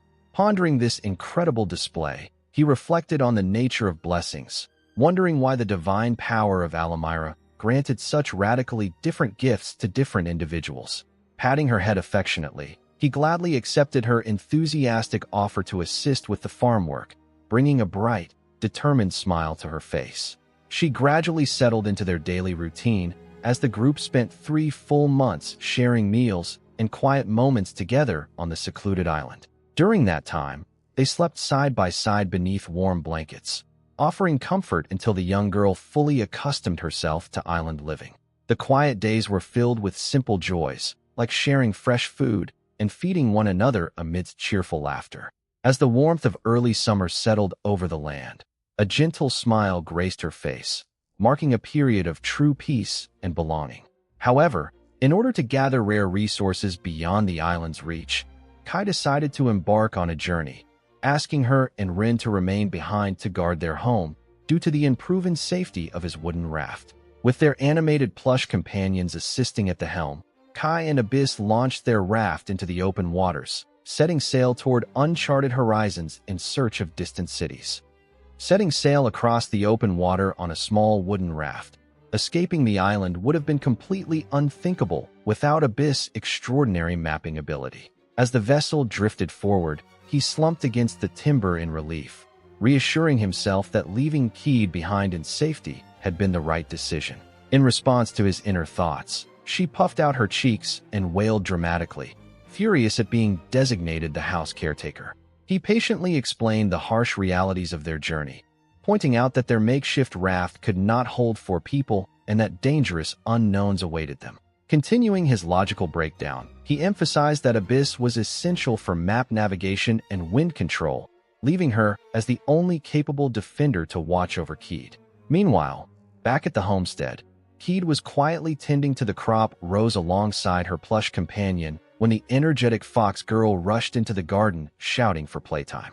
Looking around at the abundant stockpiles of smoked meat, potato baskets, and fish pens, she asked why any work was necessary when their master had left so much food behind. She calmly explained that the crops still needed constant care for emergencies, remembering her master's advice never to rely solely on the neighboring village. Defeated by her unyielding sense of duty, she slumped her shoulders in defeat, grumbling softly while the little plush companion promised that playtime would come soon. She stood alongside Keed as they organized the daily chores, delegating the harvesting of beans and fetching of water to their companions on the farm. Despite these assigned duties, she inwardly pouted and wished to simply play, yet reminded herself of her promise to watch over the island. As Keed invited her to pick up supplies, she hesitated, troubled by an unspoken feeling that kept her from moving forward freely. Balancing heavy water buckets across her shoulders, her thoughts drifted toward their absent master, wondering aloud when he would return to them. Her quiet longing was abruptly shattered when her fox ears twitched, sensing an abnormal disturbance stirring high in the sunlit sky. Nearby, a sudden rustling noise startled Keed, forcing her to recall grim tales of dangerous predatory beasts that once haunted the island. Though the rocky cliffs around them were presumed safe and devoid of monsters, the surrounding crags hid remnants of ancient, cracked eggs. Suddenly, a violent gust of wind whipped across the mountain path, swirling dead leaves around Keed as a heavy shadow loomed from above. Paralyzed with terror, Keed looked up with wide, trembling eyes as a chilling sense of dread seized her heart. A giant, ferocious bird swept down from the heavens with screeching rage, driving Keed to scream out for her brother, who was already far away at sea. While she remained on the safety of the shore, far out at sea on a simple raft, the young boy praised his companion's impressive magic after they successfully broke free from a dangerous ocean current. Continuing her explanation as their wooden raft drifted across the calm waters, she mentioned that because she lacked direct combat capabilities, utilizing her magic in this manner was her true purpose. Listening to her, he gave a light-hearted laugh and remarked that in terms of sheer battle prowess, their fox-eared ally back on the island was far stronger than he was. Back on the island, that formidable strength was instantly proven when the fox girl moved with blinding speed, effortlessly slashing down the giant predatory bird before it could strike her terrified friend. Wiping the sweat from her forehead after the swift victory, she proudly proclaimed her grand title as the Great Wizard of Hellfire before checking to ensure her small friend was unharmed. As tears streamed down the little girl's face in overwhelming relief, her savior embraced her warmly, promising to stay by her side and comfort her. Carrying her tearful companion piggyback through the forest, she shared a light moment with her, pleasantly noting that this was the second time she had carried her like this. Clinging tightly to her protector's neck, she whispered an apology, feeling remorseful that she had not worked hard enough during their chores. As they approached the familiar huts of their village, a sudden chill of dread overcame her as she softly voiced her fear that their dear brother figure might never return. The horrifying realization struck her with crushing weight, leaving her trembling in panic at the awful thought of never seeing her beloved master again. She realized with a pang of guilt that her words had brought the brave fox girl to tears, as Rin burst into loud, weeping sobs about how lonely she felt. Embracing the weeping fox girl, she offered soothing words, promising that he would undoubtedly return to them. As the evening settled in, she gently proposed that they wait together for his return, while the small hooded creatures nearby hopped around in cheerful unison. Night fell quietly over the peaceful shelter, with only the faint rustle of the wind breaking the darkness.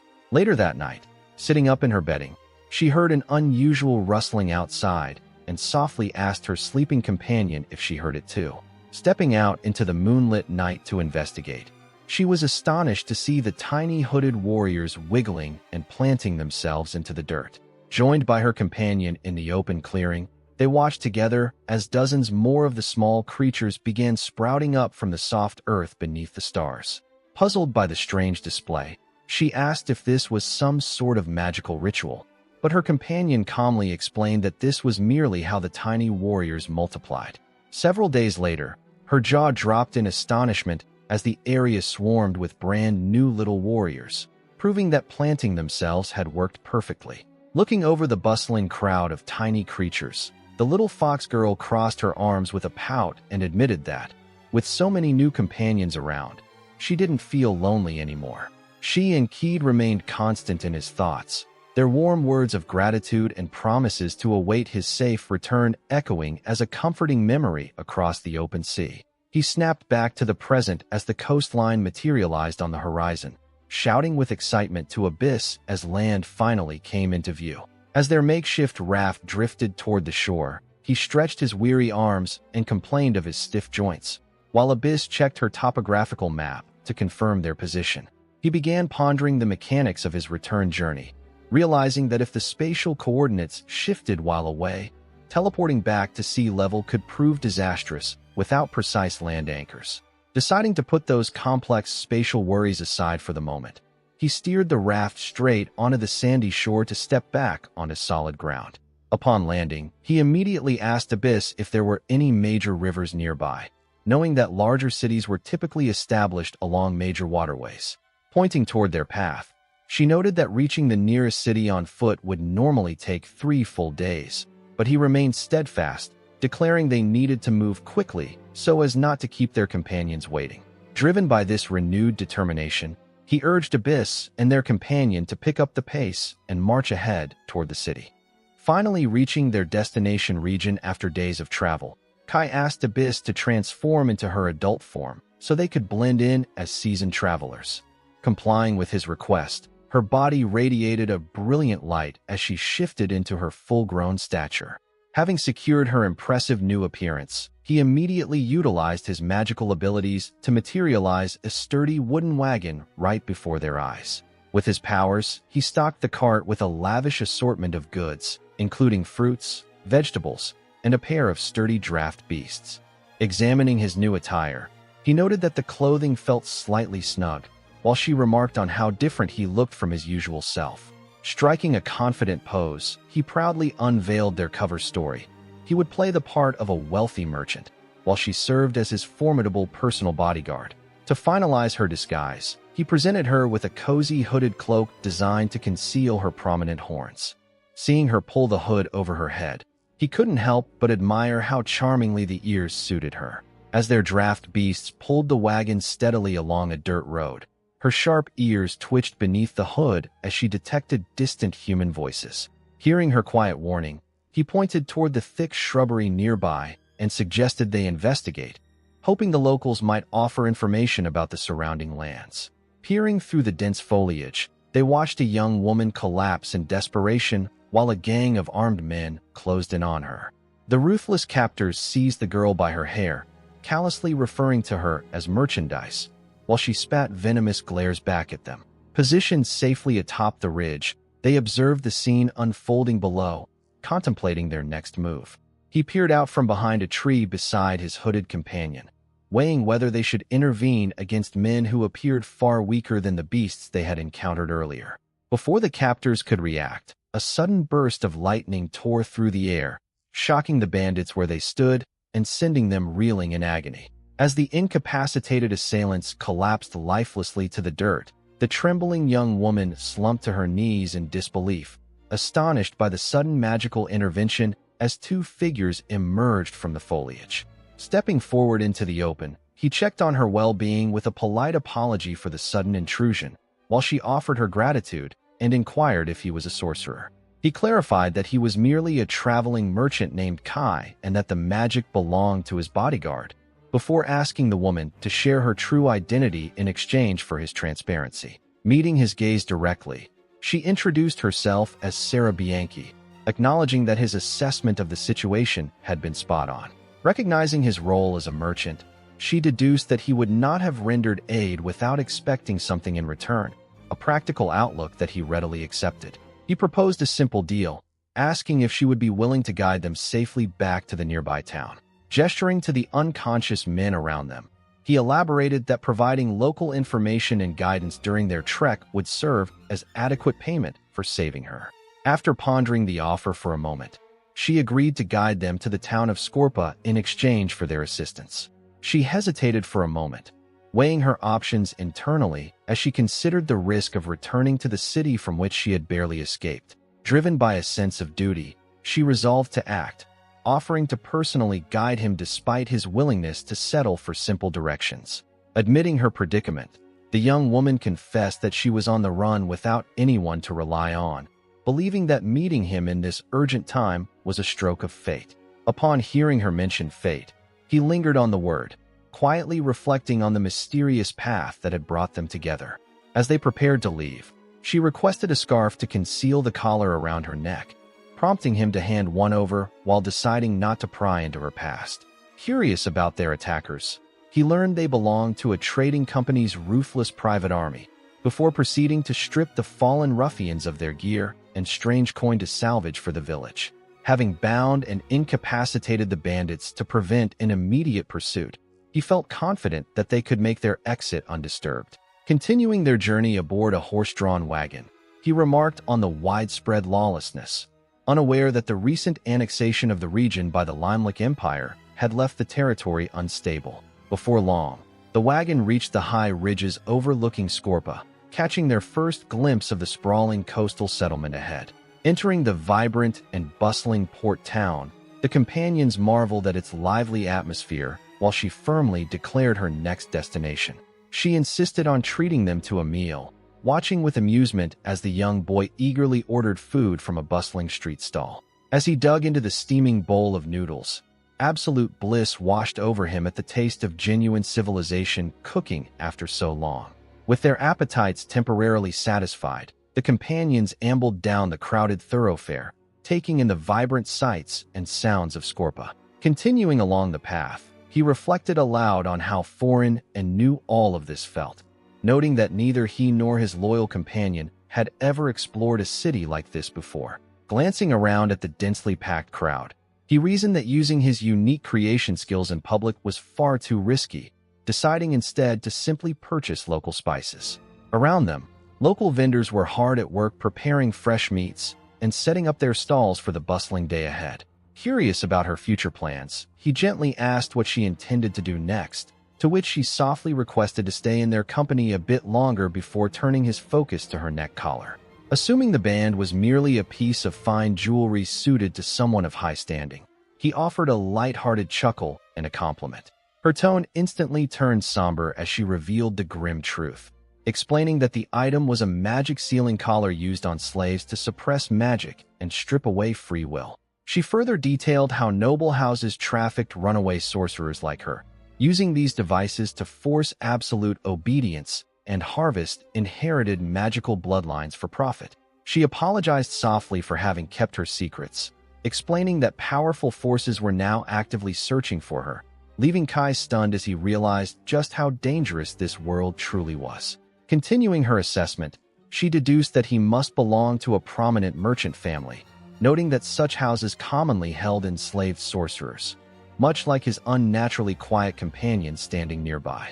Hearing this, he couldn't help but wonder if his companion's emotions had already been stripped away, yet the silver-haired girl spoke up with fierce devotion, declaring that she needed no magic collar to remain loyal to her master. Relieved by her steadfast allegiance, he turned back to the runaway sorceress to ask if her binding collar could simply be removed, only for her to explain that the artifact was virtually indestructible, forged by a blessed entity through unknown methods.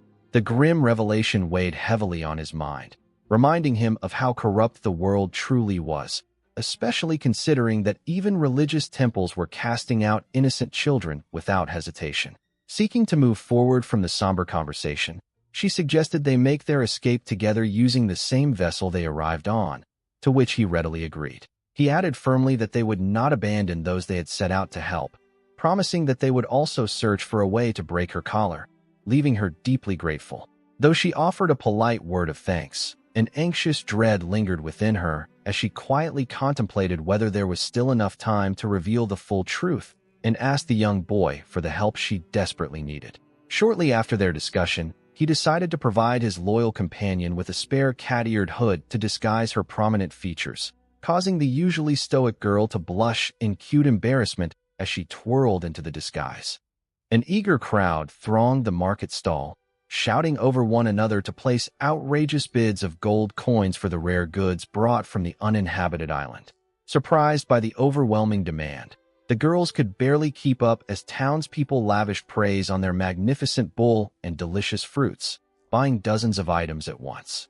Later that evening in their quiet room at the inn, the fruit of their bustling market day was laid out across the wooden table in tall, shimmering stacks of gold. They stared in utter disbelief at the overwhelming mountain of wealth before them, realizing that this single afternoon's profit was enough to purchase a sprawling grand mansion. As he neatly organized the coins into precise stacks, he admitted that while he had intended to charge reasonable prices, the pure, pest-free produce and prime livestock from their untouched island had driven bidding far beyond his highest expectations. When asked how they should invest this newly acquired fortune, he promptly outlined an ambitious purchasing plan, prioritizing structural iron and farm livestock like chickens, horses, sheep, and a loyal sheepdog, followed by essential grain and raw cotton. Beyond tangible materials and animals, he emphasized that acquiring practical knowledge was equally vital, expressing a desire to master techniques for tanning leather, crafting soap, brewing alcohol, and processing olives. Turning his thoughts back home, he voiced concern for those waiting on the island and suggested concluding their market errands the following day so they could return swiftly, asking if their companion found that schedule acceptable.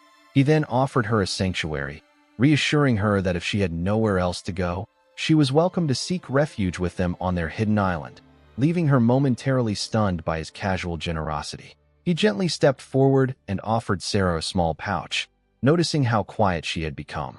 Deep down, she reflected on how this young boy and his companions had treated her with nothing but kindness, never once prying into her secret identity or questioning where she came from. Handing over the modest gift, he suggested she sip a warm drink before bed to help her rest, humbly apologizing for the simplicity of the offering. Looking up at his earnest expression, she was deeply struck by the gentle purity shining in his eyes. Moved by his innocent nature, she made up her mind to trust him completely and open her heart. She held his hands gently, promising to reveal her true past in the hope that he would listen and understand her burden. She began by explaining her origins as a noblewoman from the Principality of Mondial, assuming a merchant like him would recognize the realm. Though he quickly nodded in polite agreement, a wave of panic washed over him as he realized he had never once heard of such a place. Unaware of his internal confusion, she recounted how she had served as a royal mage for her homeland until it tragically fell to the invading Limelicht Empire, forcing her and the Third Royal Guard to flee while escorting the young princess to safety in a neighboring land.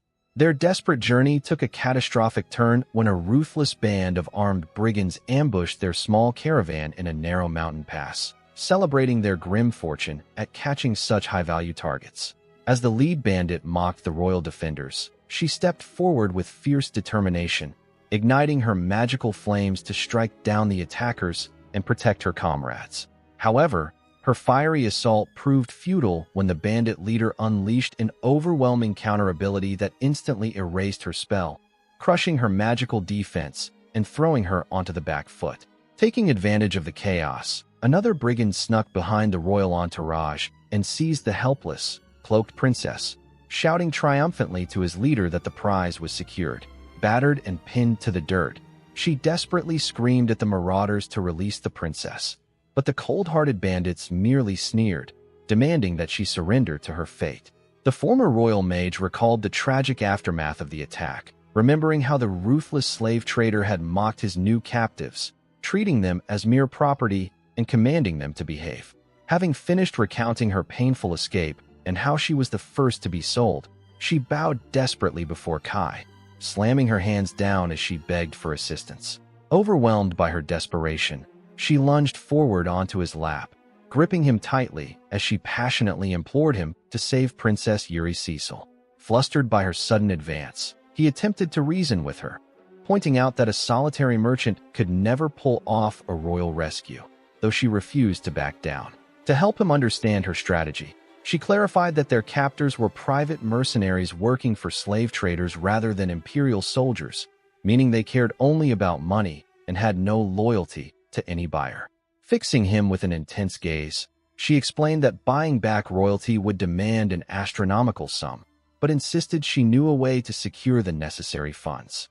She boldly proposed that he sell her to another slave merchant, asserting with grim confidence that her status as a skilled magician would fetch a price far exceeding that of a princess. Stunned by her willingness to sacrifice herself, he questioned if her value could truly be that high, prompting her to explain that children born to female mages were guaranteed to possess magical talent, making her an invaluable prize whose sale could finance the rescue of the princess and her companions. Expanding on the dark mechanics of this trade, she described how wealthy aristocrats would eagerly pay millions for a magician, desperate for an heir whose magic could elevate their entire family line to nobility. As the gravity of her dangerous gamble hung in the air, the group considered whether the local human traffickers communicated enough with one another to realize what they were attempting. She watched intently as the young boy mulled over her proposition, admitting that, at a surface level, her plan seemed logical. However, he then posed a troubling hypothetical, asking what she would do if he simply took the money from selling her and fled without rescuing the princess, leaving her pale with horror. Reassuring her immediately, he clarified that he would never betray her trust, though he cautioned that such a risk was inherent to being sold first. Collapsing in relief, she begged him not to give her such a fright. Observing her earnest relief, he realized just how trusting and pure-hearted she truly was. Though she was a stranger, he remembered all the kind people who had helped him in this world and resolved not to take advantage of her. Agreeing to help her, he laid down 2 strict conditions, emphasizing first and foremost that no matter what occurred, she had to place her absolute trust in him. Turning to his white-haired companion, he instructed her to remove her hooded cloak. She confirmed it was safe before letting the fabric slip from her shoulders. As the cloak fell away to reveal the young woman's horns and silver locks, the captive magician gasped in shock, wondering if she was staring at a demon, while he braced himself for the gamble he was taking. In the myths of this realm, demons were viewed with a mixture of divine awe and deep dread, feared by all, young and old alike, as beings of pure terror. Knowing the deep-seated prejudice of this world, he understood that if she panicked upon seeing his companion's true form, their arrangement would fall apart immediately. To his relief, she softly apologized, admitting her lack of knowledge and declaring that someone so beautiful could never be an evil demon, firmly cementing her faith in them. She watched quietly as the young boy warmly expressed his relief, reassuring his demonic companion that she meant more to him than anything else. He then suggested that they all call it a night, prompting his eager companion to cling to him and insist that they sleep side by side. She took that moment to ask if he truly intended to rescue the princess, to which he offered a bright, confident smile and promised to see his pledge through. As he finished speaking, his companion suddenly clutched her flushed collar, complaining of an intense, feverish warmth surging through her body. She abruptly shifted into her mature form and pulled him into a tight embrace, whispering softly that sleeping beside her master was the only cure. Before he could process her sudden transformation, she pinned him down onto the bedding, sending him into a complete state of panic. Seeing his flustered resistance, her expression turned sorrowful as she asked in a trembling voice if he hated being near her. Her tearful hesitation caused him to instantly panic and apologize, internally struggling with his adolescent feelings while frantically assuring her of his devotion. Her face illuminated with pure joy at his desperate reassurance, all of her anxiety dissolving in an instant.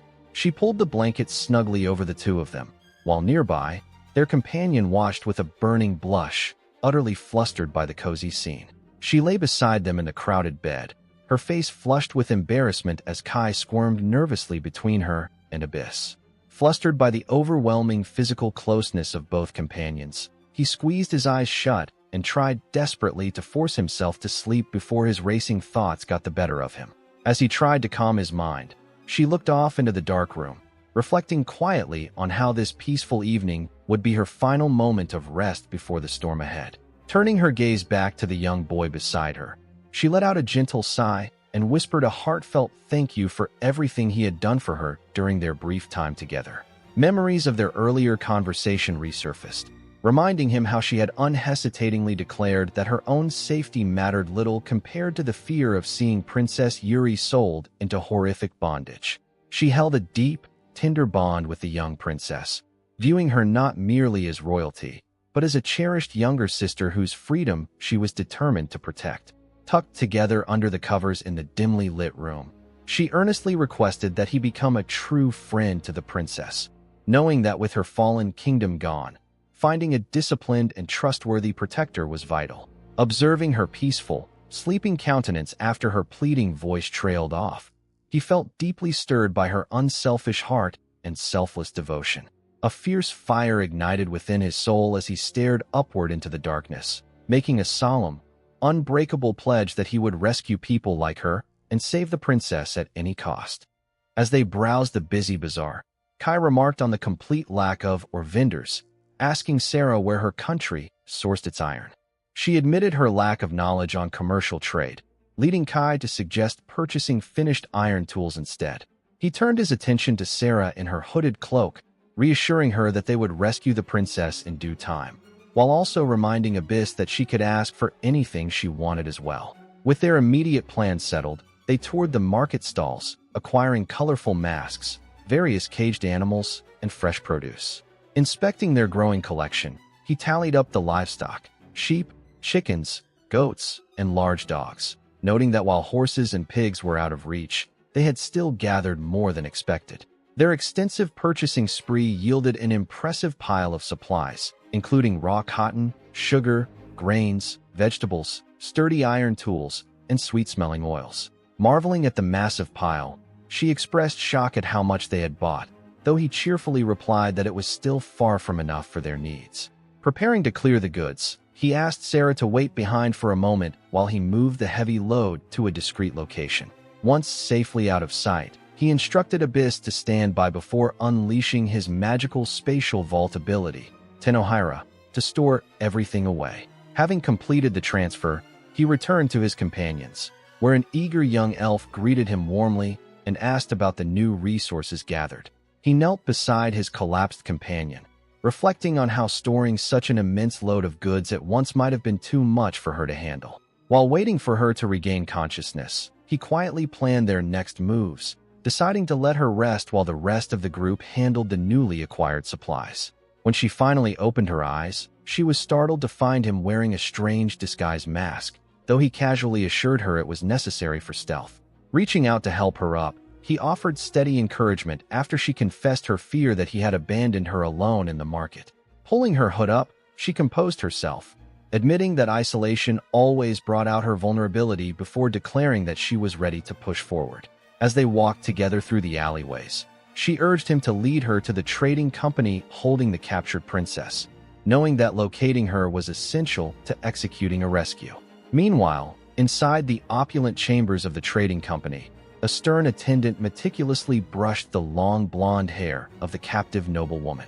A burly merchant strode into the room and mocked her former title, prompting her to shudder with quiet rage as she coldly acknowledged his presence. Approaching her with a condescending grin, he offered empty assurances that valuable merchandise like her would be handled with the utmost care. He then taunted her by claiming her magician companion was never coming back, pressing her to reveal where her ally had fled, but she maintained a stony, unyielding silence. She sat in silence as the bearded merchant taunted her, plucking flowers from a vase and reminding her that regardless of who captured her, her fate remained bleak. Crushing the blossoms in his fist, he sneered that escape was impossible for a fallen princess, decreeing that her future held nothing more than a gilded cage. Before he could step any closer, a shimmering transparent barrier suddenly erupted around her and her attendant, repelling the merchant and forcing him to demand she cancel her divine blessing. Heavy footsteps heralded the arrival of Fazil, an armored warrior who burst into the room only to inspect the glowing barrier and declare that neither physical force nor magic could shatter it. Frustrated by the impasse, the merchant cursed as Fazil dryly mocked him for allowing the princess's magician ally to escape in the first place. The merchant sternly reminded his mercenary of the massive stake involved, warning that while capturing Princess Yuri Cecil was a great triumph, failure now would carry severe consequences.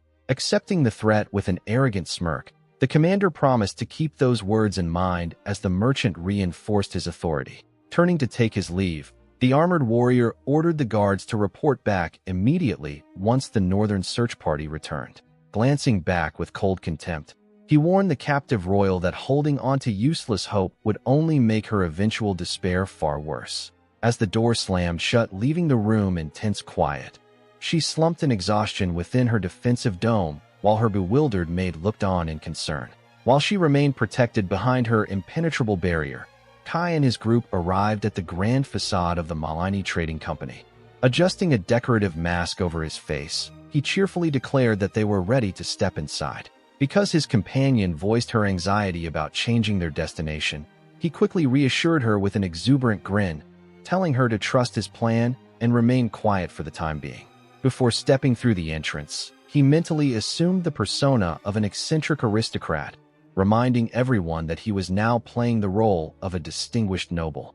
Pushing open the heavy wooden doors, he recited the traits of typical highborn elites: arrogant, audacious, wealthy, and moody, fully immersing himself in the act. Upon entering the establishment, he immediately confronted the attendant with grand bravado, demanding to speak directly with the owner for a high-value transaction rather than purchasing common slaves. In response, the attendant guided the disguised group into the main hall, loudly announcing their arrival while the master of the house observed from the upper stairs. Descending the balcony stairs, Malini warmly greeted his visitors, prompting the young protagonist to introduce himself as a foreign noble traveling incognito who had acquired something remarkable on his journey. Moments later, his loyal companions threw back a heavy hooded cloak with a dramatic flourish, revealing the captured runaway magician and leaving the merchant completely stunned. Lifting the girl's chin to present her clearly, he confirmed her identity as the merchant's missing property, throwing Malini into an ecstatic state of disbelief. Seizing the advantage, he slyly asked for a generous reward for bringing her back, to which the delighted merchant eagerly agreed. He stood before the merchant with a calm, easy confidence, unbothered as the man questioned why he had gone through the trouble of returning a valuable magician.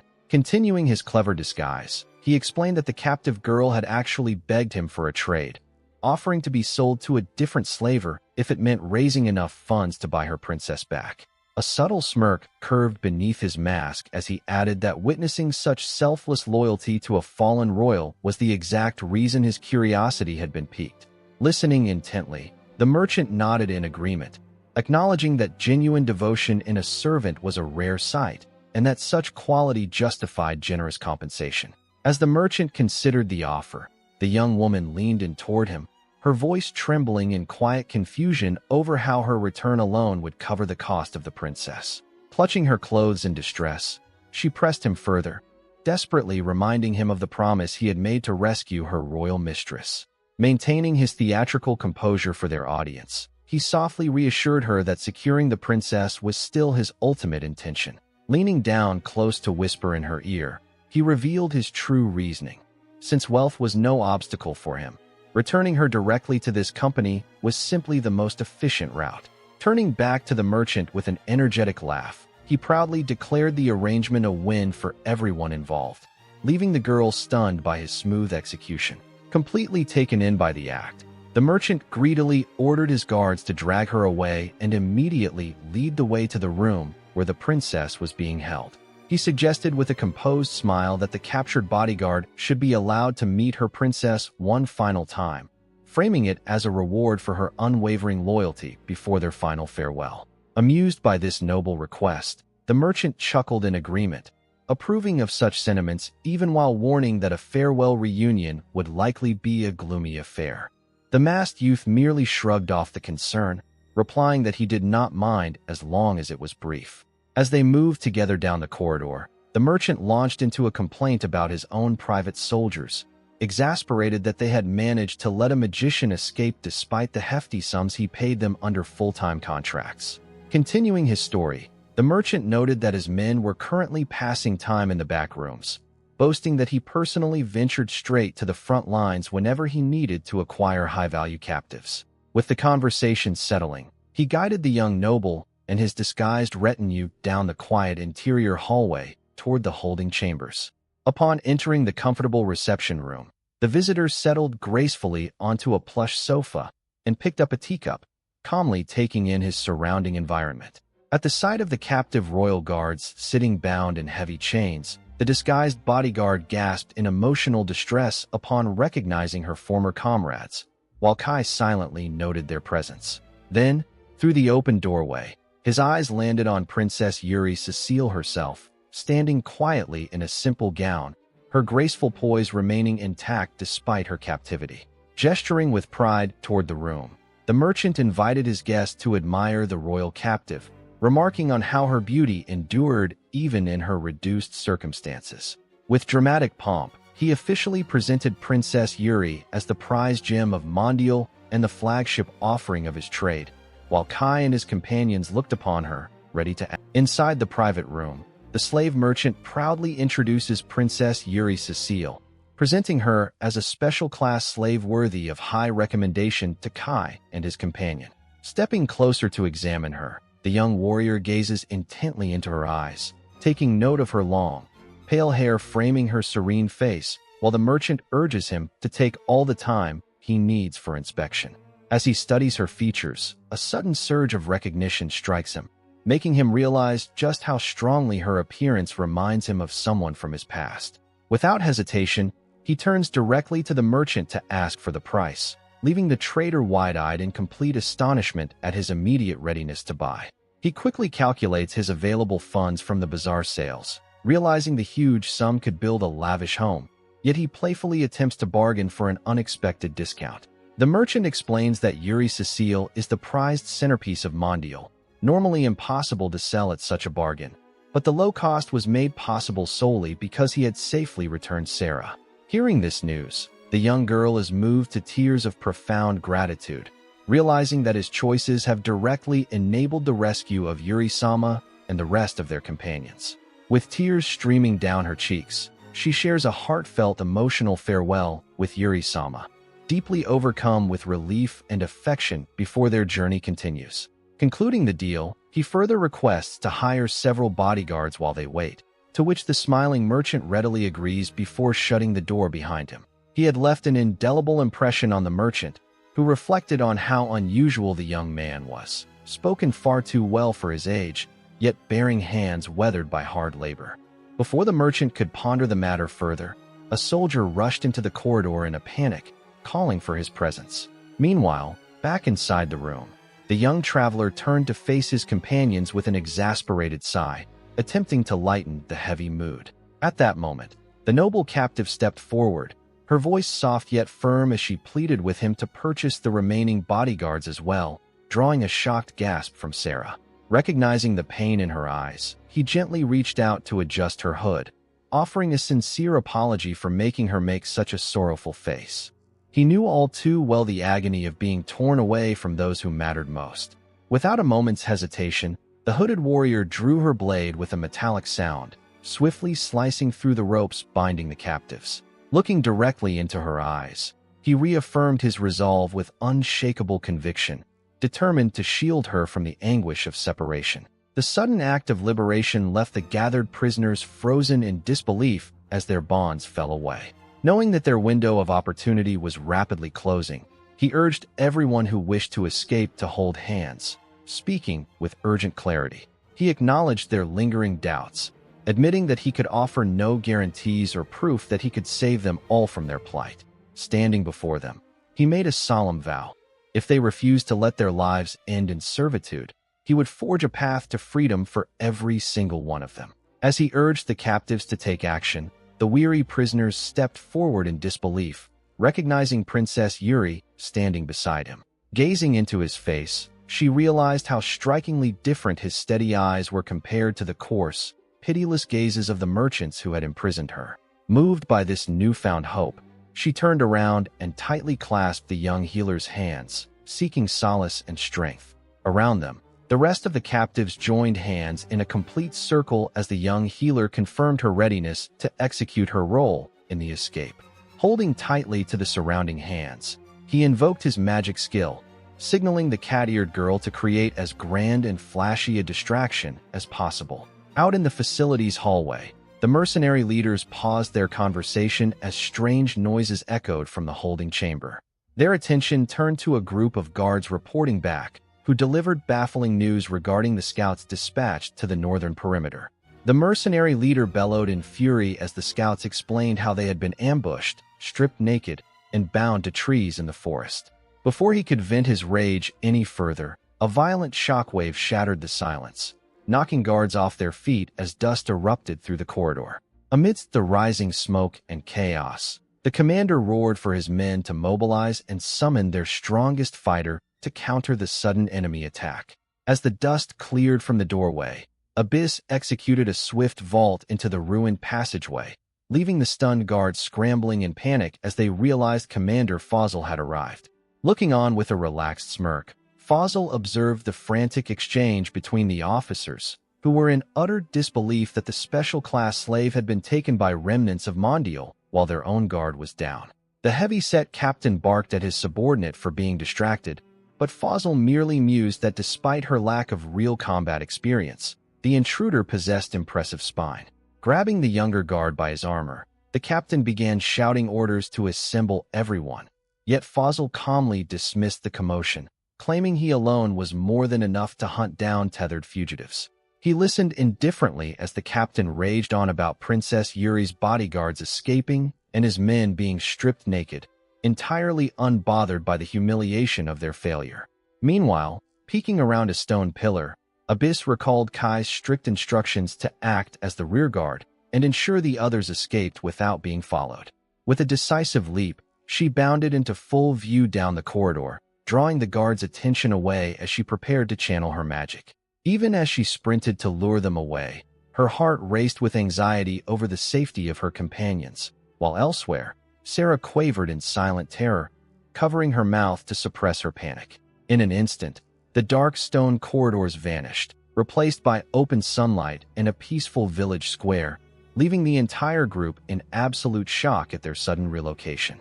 Gently soothing the trembling Sarah, Kai looked around and noticed that Princess Yuri and the villagers appeared surprisingly unfazed by the magic that had saved them. He stood among his companions in the peaceful village, discussing what to do with the vast spoils taken from the mercenaries while the former captives looked on curiously. Before deciding their next move, he realized the most pressing task was to free the princess from her heavy metallic shackles, though the sudden commotion left Sarah feeling quite betrayed and confused. As he set to work examining the collar, the young noblewoman looked around in wonder, asking where they had been transported, to which he explained that this sanctuary was a unique dimension born from his personal power. Continuing his explanation, the young man admitted that he had only recently learned of the kingdom of Mondial and had simply stumbled into this rescue quest after meeting Sarah the day before. His blunt confession shocked Sarah, but he quickly clarified that his genuine interest in her was precisely why he had resolved to save everyone, including the captive princess. Though Sarah grumbled playfully about being used for profit, he lightheartedly reminded them that while he had promised a rescue, he had never specified who would end up saving whom. Listening quietly, Princess Yuri felt a deep sense of gratitude wash over her, reflecting on how her kingdom and people were gone. Yet this stranger had repeatedly come to her rescue. With a firm pull, he exerted his strength and snapped the iron chains binding her, shattering the remaining symbol of her captivity. Looking down at the freed princess, he resolved to care for her not out of mere obligation, but with the warm affection one holds for a younger sister. Taking on the role of a decoy, the cat-eared warrior sprinted through the cobblestone streets, successfully drawing the mob of armed guards away from her companions. As they gave chase, the men quickly realized something was wrong. Noticing that the other chained captives were nowhere to be seen and could not possibly keep such a pace. Realizing she was merely a distraction, several of them urged the group to turn back before the rest escaped. Hearing them halt, she came to a stop and recalled her master's explicit request to stall their pursuers for as long as possible, even giving her permission to beat them up if necessary. Surrounding her, the armed men sneered, demanding to know if she was finished playing games and where the other prisoners had vanished to. Unfazed by their threats, she let a sudden surge of magic flare around her body, calmly declaring that all that remained was to defeat them. In a brilliant burst of raw force, she unleashed her spell, blasting the mercenaries off their feet as they cried out in shock at her unexpected magical power. With her foes left groaning on the ground, she turned away, eager to finish her task quickly and hurry back to her master's side. Before she could depart, a sharp-featured mage stepped into her path, challenging her to a duel as a fellow wielder of magic. Meanwhile, across the town, Kai rallied the freed captives and his allies, instructing everyone to prepare for a full-speed dash to the town's outer limits while their pursuers were occupied. He instructed Enel to prepare their standard strategy, taking a firm step forward as he canceled his active magic to conserve energy. Meanwhile, a burly pursuer prowled through the alleyways, complaining about his comrades taking too long with their hunt and unaware that the group was lurking just around the corner.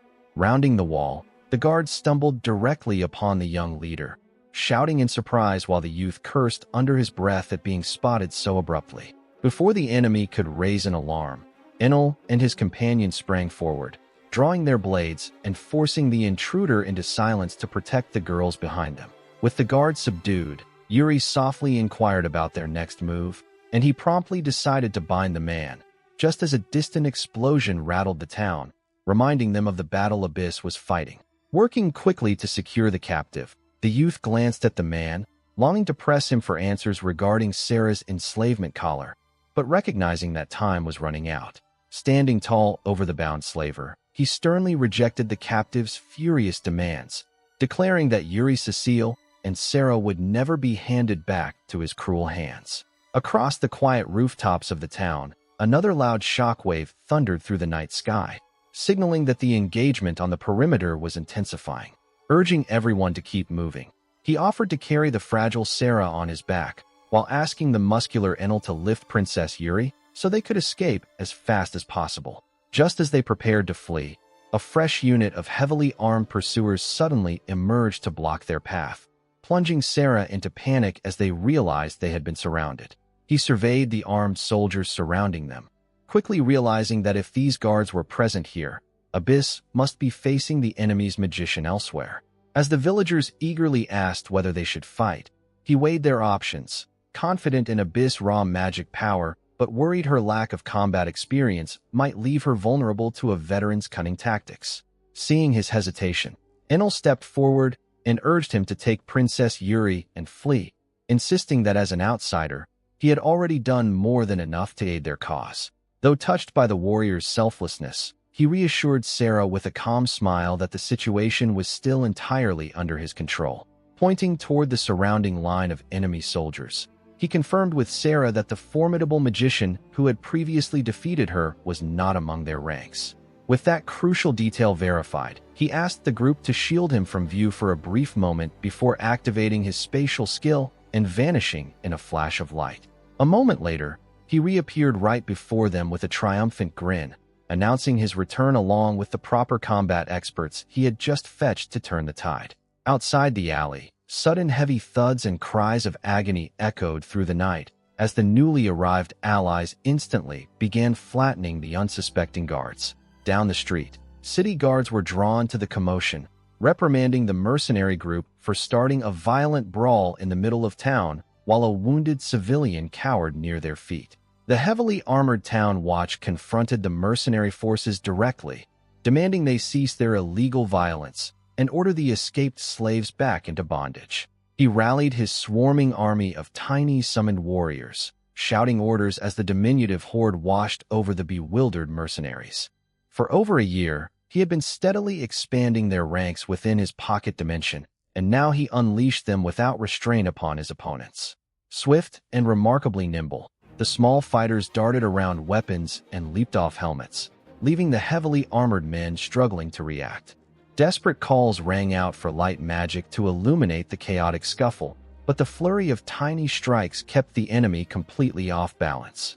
Watching from the sidelines, the bystanders and companions gaped in astonishment at the strange yet remarkably effective army. While some marveled at how strong and adorable the little combatants were, others couldn't help but nervously question if this force was truly on their side. Before long, the confrontation came to a swift conclusion as the defeated mercenaries lay slumped on the cobblestones in an unconscious heap. Stepping forward amidst the fallen foes, he commended his mini-legion for their prompt victory. Crouching down beside the tiny soldiers, he offered his warm thanks before instructing them to return to their seed form and rest. With small puffs of smoke, the entire horde vanished back into his spatial storage, leaving the street clear. Turning to the rescued group, he urged them to fall back immediately before reinforcements could arrive. Leaving the non-combatants in safe hands, he prepared to regroup with the other battle experts still active in the area. Meanwhile, further down the alleyway, a violent magic surge ruptured the air as powerful explosive strikes crashed against the stone walls. Driven by relentless magic power, the cat-eared warrior pushed her heavily armored opponent to his absolute limits with a rapid barrage of energy strikes. The seasoned warrior gritted his teeth, overwhelmed by the sheer scale of her power reserves. Shockwaves reverberated through the cobblestones as her offensive continued without pause, rendering his defenses completely useless.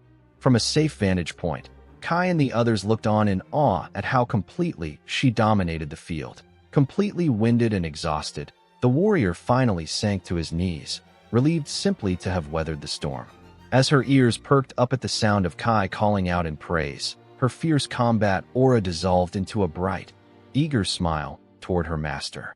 She had demonstrated power far beyond expectations, leaving the defeated soldier to glare in disbelief and frustration. He cursed, questioning why a mage of such caliber had not been deployed during the war, insisting her involvement might have prevented their nation's fall. Because of this outburst, the young leader calmly clarified that he had only met the group by chance and lent his aid. Beside him, the princess observed that the warrior likely mistook him for someone hailing from Mondial. Seeing no point in further conflict, he asked the soldier to surrender, pointing out that the rest of his forces were already incapacitated. Yet the proud warrior shouted in refusal, gathering his remaining energy to fight to the end rather than abandon his duty, even as his body reeled from exhaustion. Sensing the soldier's unwavering determination, he turned to his feline companion and asked if she could hold her ground for 3 minutes. She gave a firm nod of agreement as he calculated how to adjust his angle of attack. With a sudden surge, the warrior charged forward, refusing to back down. At the same instant, both the feline mage and the young commander sprang into action, scattering in opposite directions to execute their tactical response. As his powerful strike tore through empty air and smoke, he quickly scanned his surroundings, realizing his target was no longer in front of him. From a distance, she unleashed a rapid barrage of energy blasts that rained down around him. He slid across the ground to evade the incoming strikes, completely unaware that her attacks were carefully steering him into position. Before he could regain his footing, a hands-on ambush caught him completely off guard as the young leader materialized directly behind him and grabbed him by the collar, invoking his spatial magic to pull his opponent into another realm. He recalled his wildly adventurous previous life, reminiscing about the time he fought a rogue secret agent atop a frozen mammoth sliding down an avalanche. So grand were his exploits that a divine goddess had manifested before him, proclaiming that the gods themselves were awed by his legendary deeds and offering him ascension to a higher existence. Naturally accepting the deity's offer, he was transported to an entirely new realm to serve as the literal incarnation of bravery. Yet, as he realized he had been bound to the meager courage of a strange, cabbage-like creature, he couldn't help but feel that his magnificent new existence was a total downgrade. Overcome by exhaustion, the warrior drops heavily onto the dirt, kicking up clouds of dust as his body gives out. Twitching back toward consciousness moments later, he looks up into the glaring sunlight, stunned to realize high noon has already arrived. Opening his eyes completely, he finds Kai and the others staring down at him, causing him to shield his face in bewilderment. He furiously demands to know what was done to him, but the young strategist ignores his anger and orders Yuri to execute their plan. Taking a deep breath, the noble girl shouts a thunderous alarm across the village, urging everyone to grab improvised weapons and prepare for combat. Addressing the gathering crowd, she passionately warns them that a villain has arrived to plunder their harvest. She continues to stoke their outrage, provocatively asking the villagers if they will stand by while their crops and daughters are taken. Confounded by the sudden mob agitation, he tries to reason with the armed villagers, clarifying that his target is Kai alone. He stood baffled as the youth deliberately pointed out his position to the angry crowd, successfully rallying the villagers who mistook his presence as an immediate threat to their children. Facing the approaching mob, he sneered arrogantly, boasting that no matter how many incompetent peasants gathered against him, they stood no chance against a true mage. Confident in his superiority, he raised his hands to unleash a spell, only for his eyes to widen in complete disbelief when his inner energy failed to ignite. As he frantically tried to summon his power in an area completely void of ambient mana, his clever young rival watched with a composed smirk, having anticipated this exact magical limitation. Gritting his teeth in desperation, he forced the last remnants of his internal mana outward, producing nothing more than a pathetic spark that fizzled harmlessly before the crowd. Far from being intimidated, the villagers perceived the tiny fire spell as an outright act of aggression, instantly escalating their fury as they cried out to protect their village. Swarmed from all sides, a swift blow from a brave young local clattered his primary weapon from his grip, forcing him into a desperate physical struggle against opponents he held in utter contempt. Sweat poured down his face as intense frustration consumed him, overwhelmed by how rapidly the encounter had devolved into complete humiliation. Driven back by the relentless press of angry townsfolk wielding makeshift weapons, he fiercely rejected the reality of being bested in such a ludicrous fashion. Glaring through the chaos at the calm youth who had orchestrated his downfall, his trembling fist reflected pure denial as the bitter truth of his defeat was sealed. He lay bound and helpless on the ground as the armed villagers finally ceased their assault, called off by the young leader. With the intruder securely bound, the group gathered to discuss their situation. Yuri praised everyone's efforts while Kai pondered the violent turn their world was taking. Continuing their conversation, they acknowledged that the world beyond was far from peaceful, recognizing that human threats were often far more dangerous than monsters. Reassuring him with a warm smile, Yuri encouraged the young man to stay true to his convictions and do whatever he felt was right. Moments later, Sarah rushed over to praise his clever strategy against the magician, while he suggested they leave the captive behind and move out. As they walked together through the peaceful grounds, a sense of temporary calm settled over the group. Seeing Abyss looking dejected, Kai gently praised her hard work. Though she lamented being unable to fulfill her role, he strongly reassured her that her support was vital to their rescue mission. Overjoyed by his words, Abyss enthusiastically requested a hug, leaving him momentarily bewildered by her sudden affection. She threw her arms around him without hesitation, sparking surprised and jealous looks from Yuri and Sarah nearby. Addressing him formally, Yuri expressed her profound gratitude for saving them all. Still holding Abyss, he brushed off the praise as mere whim before asking where they intended to go next. He pondered the situation deeply, admitting that while he wished for them all to come live on the island with him, he possessed no right to force such a decision upon anyone, especially given how challenging survival there truly was. Seeing his hesitation, Yuri stepped forward with quiet resolve, confessing that none of them had a place left to return to and requesting directly that he take them in as his family's slaves. As the group listened intently, she reasoned that holding slave status under his name would effectively shield them from being harassed or claimed by outsiders from the local town, prompting him to understand her tactical logic. However, he immediately broke into a nervous sweat and sheepishly confessed that he was not actually a merchant, leaving the young girls gasping in utter astonishment.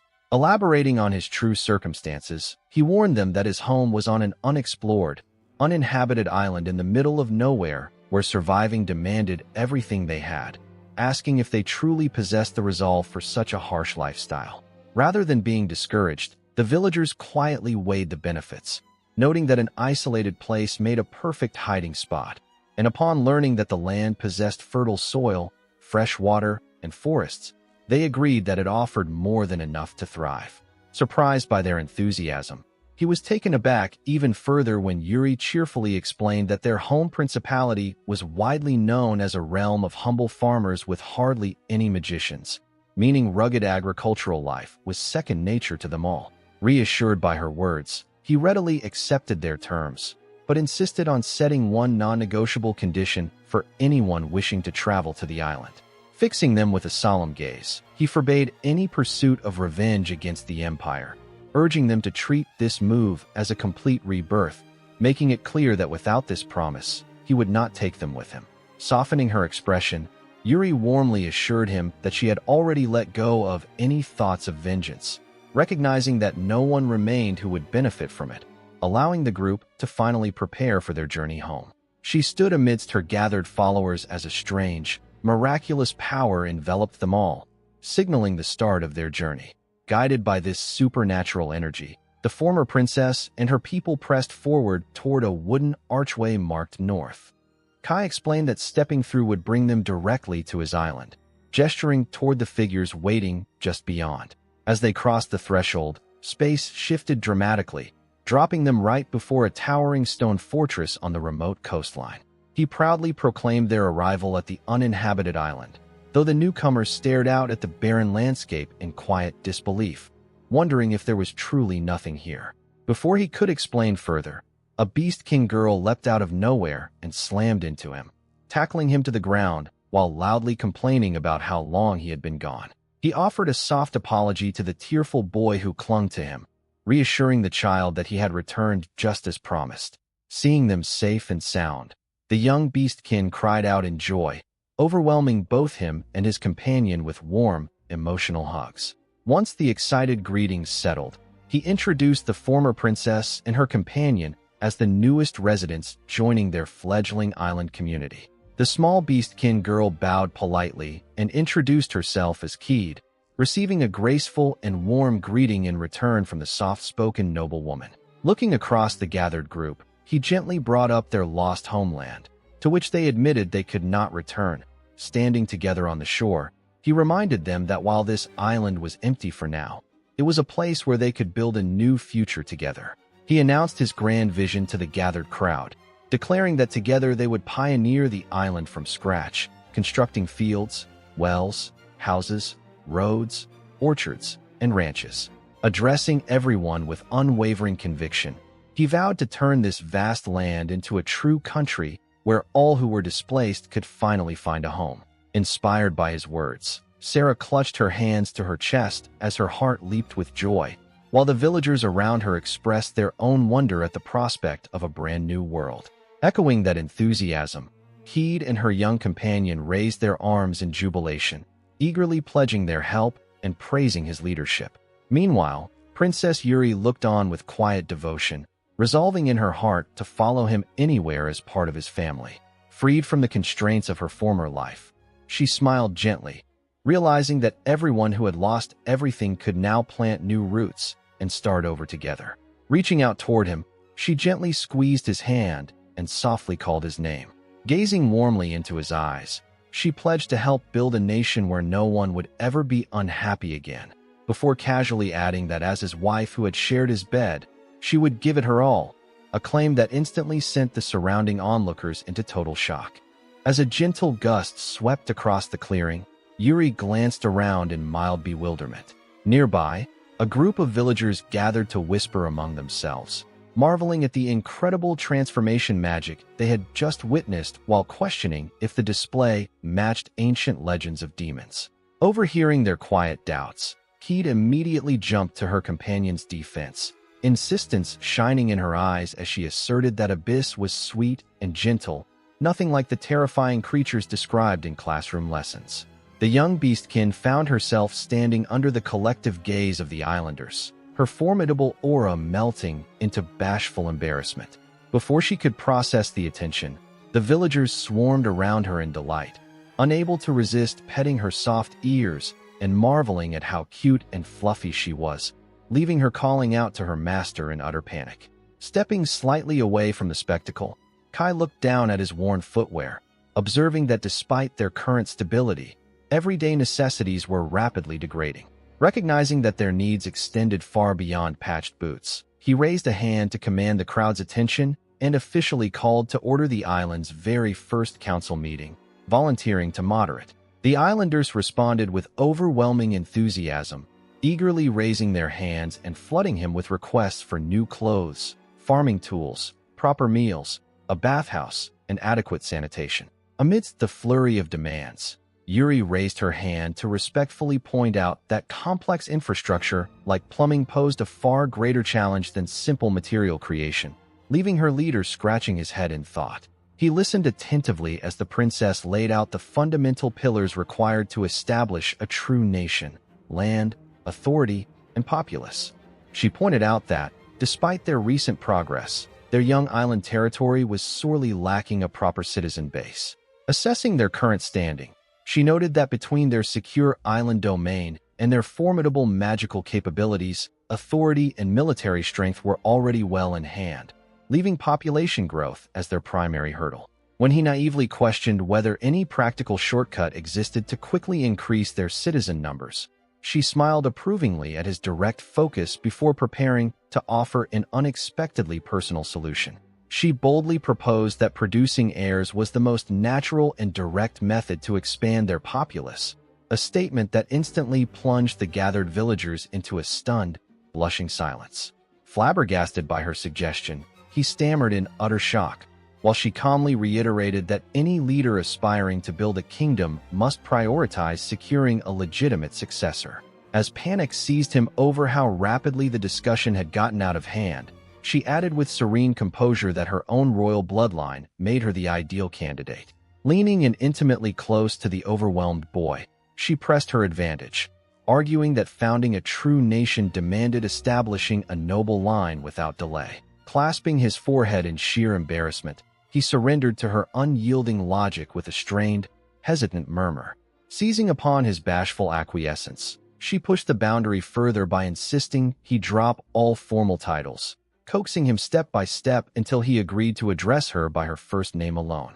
Sitting beside her under the open sky, he was left utterly bewildered, silently confessing to himself that he could not begin to fathom the inner workings of her mind.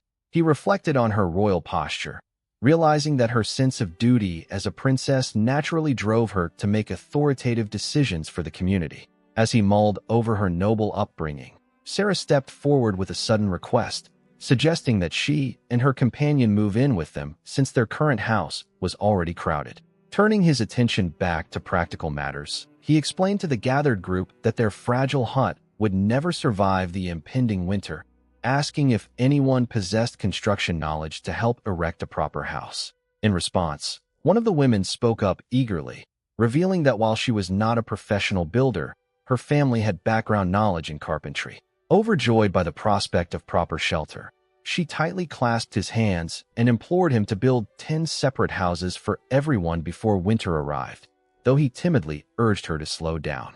Suddenly, Yuri dramatically interjected, declaring with unyielding noble pride that a ruler required only a single magnificent castle to accommodate the entire population. He broke into a cold sweat at her grand vision, bewildered by how she expected them to erect a massive fortress when their entire magic workforce consisted of merely abyss and wren.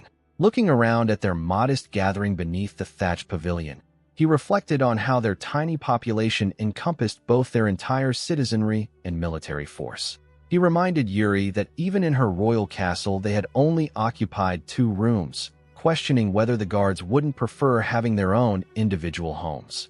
Weighing the practical reality, Abyss pointed out that while kindness was admirable, a ruler had to think logically, as managing individual houses for only 14 people on a deserted island was far too impractical. Despite her practical warnings about their small numbers, the inspiring idea of a grand castle where everyone could live together deeply moved the young leader. She pictured a noble sanctuary set against the ancient trees, a place that would give them strength and courage to build a true nation. Moved by the thought that living apart would leave them isolated, the gentle girl declared her determination to work hard and complete the project before winter arrived. With their objective agreed upon, he headed out to gather construction materials, ready to put their plans into action. Before he could begin harvesting, he was warmly greeted with the news that their settlement had officially achieved level 20. Recalling that their last major milestone at level 12 had bestowed significant benefits, he reasoned that 8 new levels meant new system rewards were awaiting them. Just then, an energetic elf girl made a dramatic appearance, introducing herself as Karomo, Enel's younger sister specializing in clothing and provisions.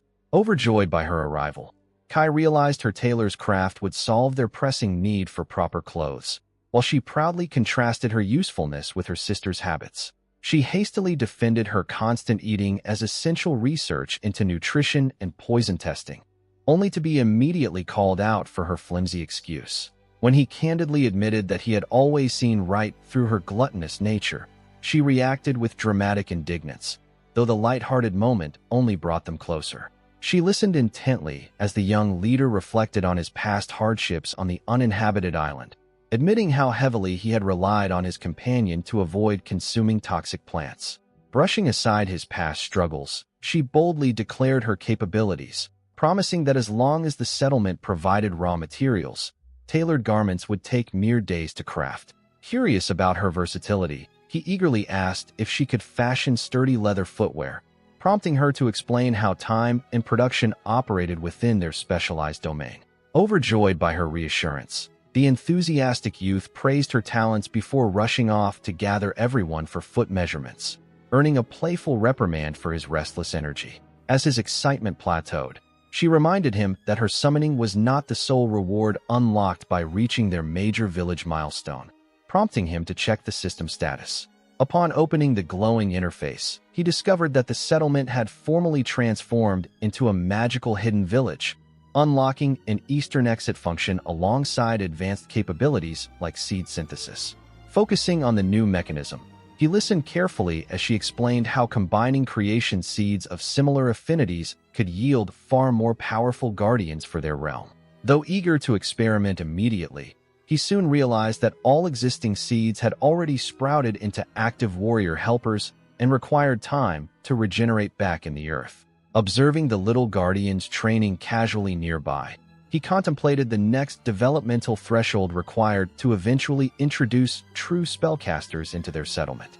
3 days later, the master craftswoman proudly showcased her completed masterpiece, a pair of expertly reinforced, custom leather boots, leaving him utterly amazed by the incredible quality. She watched with pride as he sat down to try on the freshly crafted footwear, eager to test their fit. Excitedly stepping into the boots, he found them to be a perfect fit and praised her exceptional skill, immediately asking if she could produce footwear for the rest of the villagers at the same impressive speed and quality. Flush with triumph, the elf girl boasted about being far more useful than her older sister, leading Sarah to meekly beg her to stop constantly comparing the two of them. Striking a pose in his stylish new leather boots, he wore a smirk of quiet self-satisfaction that didn't escape the playful scrutiny of the girls nearby.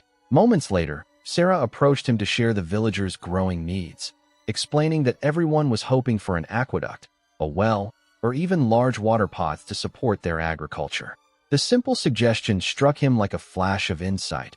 Overwhelmed with gratitude, he grabbed her in a sudden, enthusiastic hug, thanking her for sparking the idea. With a clear vision taking shape, he announced his plan to search for clay deposits throughout the area so they could craft durable earthenware pottery for the expanding settlement. Brainstorming ways to improve their daily living conditions, Kai points out that crafting pottery would allow them to store clean water and cook proper meals in durable earthen pots. He admits that his understanding of the craft stems merely from old television shows, but having basic concepts is far better than starting completely from scratch. Sarah joins in, sharing that coming from a merchant family enabled her to observe pottery making, so knowing the process to make proper enamel gives them a massive advantage. Turning to his loyal cat-eared companion, the young leader asks if she happens to know where they might locate raw clay in the nearby area. Abyss lowers her gaze apologetically, admitting that she has never encountered such material before and cannot assist. Reassuring her that clay is rarely exposed on the surface, he reasons that their best bet is to search for a swampy or wet terrain. Overhearing their dilemma, Sarah speaks up, suggesting that if wet ground is what they need, she might just know the perfect spot. Following her guidance down to the riverbank, the group treks through the dense wilderness. As they walk, Kai explains that large trees rarely grow over proper clay deposits, meaning the muddy banks where river sediment collects are their target. Moments later, one of the energetic little forest helpers scampers over holding a woven basket overflowing with wet mud, proudly showing off its gathering efforts.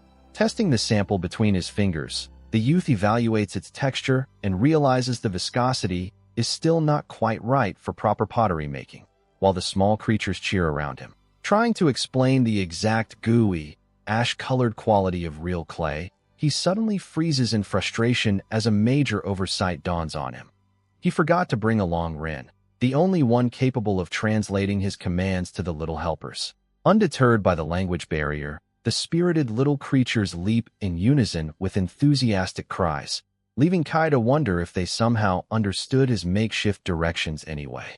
He watched as the small forest creatures nodded eagerly, relieved that his instructions seemed to get through despite the language barrier, though Sarah still questioned if they truly understood. Walking further down the riverbank, he realized they had not yet found a suitable deposit, prompting Princess Yuri to suggest searching along the nearby cliff faces where raw clay might be exposed. Before they could pivot toward the rocks, a small forest helper suddenly burst from the water, cheerfully balancing a massive mound of dark earth on its head. Within seconds, an entire troop of the creatures emerged from the stream with overflowing baskets of raw clay, forcing him to quickly instruct them where to pile their heavy loads on the shore. Kneeling down to examine the gathered earth, he squeezed a chunk between his fingers to demonstrate its soft, malleable quality to Sarah, explaining how baking it would allow them to craft durable water jugs. Holding a smooth glass-like sphere, he humbly brushed off her praise regarding his knowledge, quietly lamenting to himself that he had not studied the craft more deeply in his past life. After directing the helpers to carry the bulk back to the village while keeping a small batch for immediate testing, he began processing the raw mud by drying, beating, and washing away its coarse impurities. When asked about where the kiln would be built, he explained his plan to construct it in the accelerated realm, taking advantage of its unique time flow and infinite supply of firewood. Drawing upon vague television memories, he described a stepped climbing kiln built along a gentle slope, though the unconventional multi-chamber design left his companions thoroughly baffled. Relief washed over him when a local woman stepped forward, offering her practical experience from building bread ovens to help bring his ambitious pottery project to life. He watched with satisfaction as the villagers busied themselves preparing the raw materials, kneading clay and pressing it neatly into brick molds under the bright sun. As the work progressed, everyone lent a hand to construct the ascending chambers, carefully laying heavy clay bricks over wooden arch supports to construct the vaulted structure. A few days later, the impressive multi-chamber climbing kiln stood fully built along the hillside, its smooth earthen dome and step design ready for its first trial. Wiping sweat from his brow, he noted with a relieved smile that while the kiln still lacked a protective roof, the core structure was complete, a success celebrated warmly by his companions. Inspirited by a new realization, he advised the team that teaching the foundational concept was enough, as the resourceful villagers could easily master the finer details through trial and error. Taking a break from construction, the group gathered around as Keed showcased her mysterious animated doll companions, whose lively antics immediately captivated everyone's curiosity. Observing the floating fabric creatures spin effortlessly through the air, he was pleasantly surprised by their nimble, agile movements. While the children invited him to stay and play, he turned to young Run, asking if the boy would accompany him into the domain of Tenohira to assist with a new project. Clutching her animated companions, young Keed pleaded eagerly to come along as well, receiving his gentle permission to join the trip. Upon entering Tenohira, the group marveled at how dramatically the territory had expanded, boasting newly established wheat fields, built structures, and a thriving population. He watched attentively as Keed lost herself in a quiet reverie, recalling memories of her childhood home where a mother and child walked together along a familiar stone path. Noticing her distress, Rin softly asked what was wrong, prompting Keed to squeeze her plush companion tightly as she wondered aloud if her parents were doing well. Abyss reassured her, noting that following the paved road would lead straight to the castle. Reflecting on her past as an only child, Keed remembered how she and her mother would frequently visit the castle together just to greet her father whenever his workday ended. Understanding the weight of her longing, Kai admitted that finding her hometown immediately was unrealistic, but vowed with complete conviction that he would locate it eventually. He offered a comforting smile, commenting on how deeply her parents must care for her and how much they must miss her, which brought a bright grin back to Keed's face. Turning his attention back to the task at hand, Kai politely interrupted the dining elves, asking them to assemble the villagers so he could share an important update. With grand enthusiasm, he announced to the group that a real mage was about to weave genuine magical fire right before their eyes, sparking immediate wonder and curiosity. He went on to explain the crucial technical process, clarifying that they first needed to perform a dry burn without any pottery inside to thoroughly drive out moisture from the kiln walls. Outside by the newly constructed structure, Kuromo turned around exuberantly and called the gathered crowd of onlookers to attention. She grandly presented the legendary Hellfire Mage who would initiate the ceremony, building excitement among the spectators as they prepared to ignite the kiln. Having grandly presented the mage to the village, she watched as the surrounding crowd buzzed with curiosity and doubt, whispering among themselves about whether this young beastkin girl could truly harness fire magic. Noticing how flustered the young mage felt under the intense public gaze, he stepped in with light-hearted encouragement, playfully teasing her reputed powers while asking for a gentle flame to ignite the kiln. Focusing her energy in response, she thrust her hand forward toward the kiln opening, unleashing a controlled wave of magical fire that instantly lit the dry wood inside. As the brilliant flames roared within the structure, the villagers gasped in collective awe, amazed to witness genuine magic being performed at such close range. With the dry burn successfully initiated, he turned to the gathered group to explain that the next step was to begin shaping the actual ceramic pieces they intended to fire. Taking a block of raw clay into her hands, the young fox-eared girl lapsed into a deep, focused silence, shaping the material with deliberate precision. Around her, the rest of the villagers sat together on the ground, struggling good-naturedly with the unfamiliar mud as they attempted to mold basic pottery shapes. Observing her deft hands at work, the princess quietly admired her craftsmanship, while he leaned over to ask how she was enjoying the experience. With a sudden burst of enthusiasm breaking her quiet demeanor, she proudly held up a complete clay figure, drawing gasps of surprise from everyone watching. Stunned by her creation of an intricate terracotta warrior doll, he marveled at her unexpected artistic skill, though he cautioned the eager children that hollow clay creations risk cracking if air pockets remain when fired inside the kiln. He watched in amazement as Sarah presented a vast array of newly molded clay objects, marveling at just how much she had managed to produce in a single sitting. Turning her attention to their practical needs, Yuri proudly displayed her own creations, explaining that her pieces consisted mainly of essential cookware, tableware, pots, and bottles to store ingredients around the village. As Kuromo noticed the soft, contented smile on Yuri's face while handling the pottery, she couldn't help but remark on her quiet joy, though Yuri merely offered a subtle, serene response. With all the shaped clay pieces left to dry thoroughly, the companions gathered them up and carried the fragile vessels toward the large brick kiln structure. Reaching the mouth of the kiln, they meticulously stacked and arranged each pot and dish inside the firing chamber to ensure maximum efficiency and safety during the burn. Once the chamber was filled and sealed, everyone joined in gathering firewood, keeping watch over the smoking kiln structure throughout the arduous process. After 10 long hours of continuous burning, Enel returned to report on the situation, prompting questions about whether it was time to decrease the fire or retrieve the items, though Kai warned that cooling the pieces too quickly would shatter them. Realizing how much time each phase demanded, Yuri noted that gradually lowering the temperature would take several days in this realm, making him appreciate the patience required for traditional craft. By the following day, while the kiln underwent its prolonged cooling phase, he took the opportunity to gather the adult villagers and pass along the foundational knowledge and techniques of pottery making. With the cooling period finally complete, a wave of warm dust brushed past as he carefully unsealed the kiln's stone entryway alongside his eager companions, ready to inspect the results of their hard work.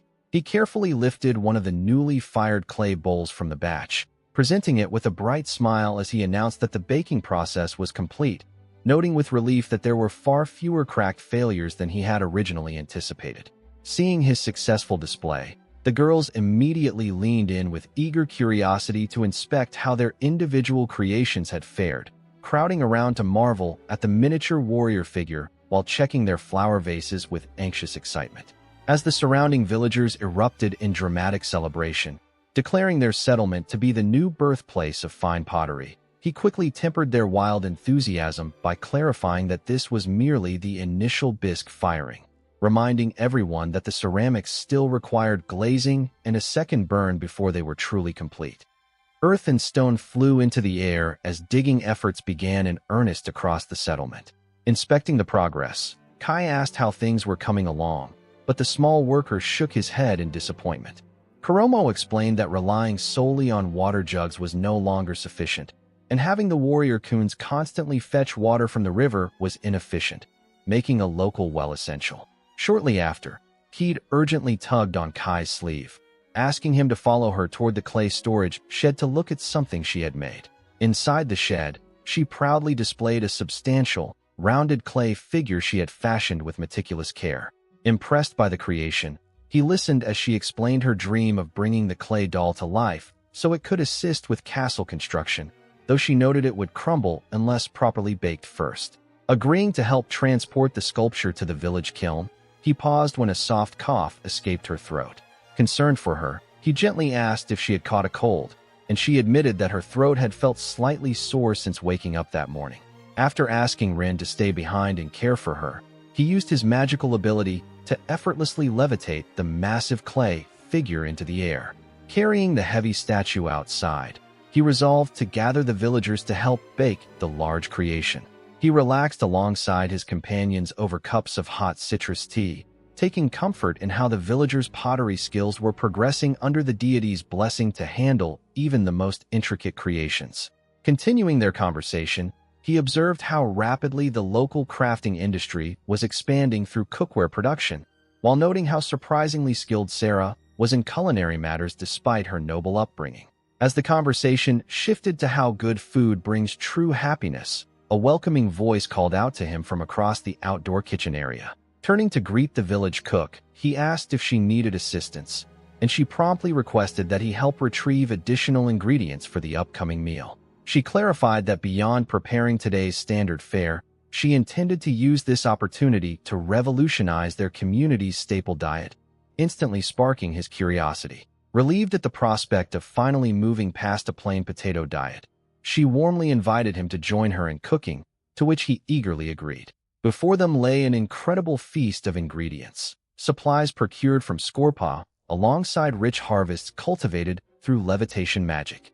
Standing amidst the bountiful spread, the cooks expressed their shared hope that island cultivation would soon yield its own rich harvests. Presenting a fresh container, she highlighted their newest acquisition, refined wheat flour.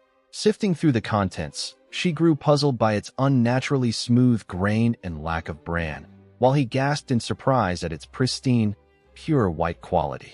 He stood pondering the strange properties of the flour, explaining how standard millstones had produced such refined white powder. Yuri pointed out that his absolute belief that flour was simply white might have altered reality itself through his unique perception skill. Surprised by her reasoning, he listened as she further explained how his mental image of flour had completely rewritten the physical outcome, turning what should have been dark wheat into pristine white powder. She mused further on the implications, wondering if his perception influenced other goods as well, such as whether fresh eggs could safely be consumed raw based on his expectations. Relieved yet slightly perturbed, he wiped his brow as he realized his half-formed world knowledge was distorting reality around them, creating safe yet unexpectedly altered goods. When Sarah returned and carefully examined the bowl, She confirmed without a doubt that it was genuine wheat flour, despite its suspiciously fine texture. She expressed her awe at the exceptionally fine grind, assuming it was a premium product, while he silently winced at his own accidental reality warping ability. Moving on to baking, she suggested cracking an egg into the bread dough, prompting him to hastily clarify that eggs were definitely not standard ingredients for bread back in his original world. As they prepared to bake, he suddenly remembered the necessity of a leavening agent like yeast, realizing that without it, their dough would fail to rise. Puzzled by the baking process, she pondered whether to simply leave the dough after kneading, admitting her unfamiliarity with leavening techniques. She then suggested searching their inventory or consulting someone experienced in baking, pointing out a villager doing heavy labor nearby who might offer guidance. He searched high and low for a leavening agent, but quickly learned that none of the villagers kept any on hand since bread was not traditionally baked in the area. Realizing bread was off the table, he began to wonder what the locals actually made with their wheat, only to discover that their staple was a steaming bowl of noodles. As the others speculated whether this preference was merely another manifestation of his reality-warping perception, he adamantly insisted that he simply preferred noodles over bread anyway. Seizing upon this revelation, he excitedly turned back to Sarah, announcing that since leavening was unavailable, they should pivot to making noodles instead, leaving her completely stunned by his sudden shift in plans. When Yuri stepped in to ask what caused the sudden change in menu, Sarah explained that he had succumbed to his own culinary cravings, while he slouched in mild embarrassment. Hearing about the noodles brought back fond memories for Yuri, who recalled the delicious street noodles they had shared back in Skorpa, leading Sarah to offer her help since she knew the proper recipe. Yuri warmly agreed, noting that because it was a dish they had experienced together in the past, they were bound to replicate it successfully as a team. Empowered by their shared memory, Sarah noted that while kneading the noodle dough would require considerable elbow grease, it would be well worth the effort. Rolling up their sleeves, the group poured their energy into pounding, shaping, and rolling out smooth portions of fresh dough on the wooden counter. With the dough prepared and left to rest under a damp cloth, Sarah proposed preparing a rich sauce to accompany it, while he looked on, wondering if everything would be ready in time for dinner. He softly asked Sarah if she felt anything was lacking in her current life as they worked together in the kitchen. In response, she gestured to herself with a confident chuckle, explaining that even without magic, having a peaceful place to call her own was enough. Stirring the pot with a gentle smile, she added that a quiet life, free from the constant threats of war and filled with simple cooking, was what she had always truly wanted. She then blushed sweetly, clasping her hands as she admitted that being able to cook together with him like this was the best part of all. Flustered by her sudden affection, he hurriedly turned his red face away toward the hearth, trying to regain his composure while the food continued to steam. Once the meal was ready later that night, the companions brought a warm bowl into the bedroom for Keed, who was resting under a blanket. Offering the freshly made dish, they reassured the sick girl that this hot bowl would warm her up and help her recover from her cold. The bowl contained a steaming portion of Skorpa-style kamatama udon topped with a raw egg, filling the room with an appetizing scent that brought a bright blush to her cheeks. Taking her first big bite, her eyes shone with delight as she savored every rich flavor, loudly declaring how delicious it was while everyone smiled in relief. Stepping outside under the night sky where the rest of the group rested around the fire, Abyss suddenly halted and looked at him in alarm, sensing a sudden disturbance in the quiet air. He couldn't help but reflect on Enel's words about food being the true joy of life as he sat among his companions, sharing the warmth of a hot meal together. He eagerly dug into his bowl of udon with a bright smile, while the young cat girl observed him with a tender, quiet warmth.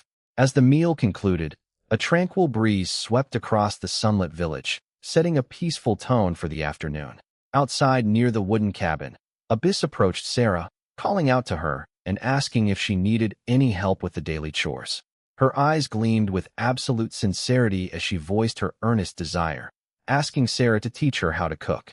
She listened patiently as Abyss confessed the insecurities weighing on her mind, feeling that she had been utterly useless to her master in recent times. She tightly clasped her hands together in front of her chest, declaring her devotion to making meals that would keep Kai full and content. though Sarah quickly reassured her that he never held such expectations. She bent down to search through a wooden storage basket for ingredients, curiously inquiring if Abyss knew about her severe approach to training. She turned back with an intensely confident smirk, warning her eager student about how strict her culinary lessons would be, to which Abyss enthusiastically accepted as they prepared for their very first omelette lesson. She threw herself eagerly into the lesson under Sarah's gentle supervision, working diligently to shape smooth, rounded dough buns that were soon set out in neat rows. Watching the earnest effort, Princess Yuri took the culinary instruction with grave seriousness, leaving Kai sweating nervously at how intense a simple baking session had suddenly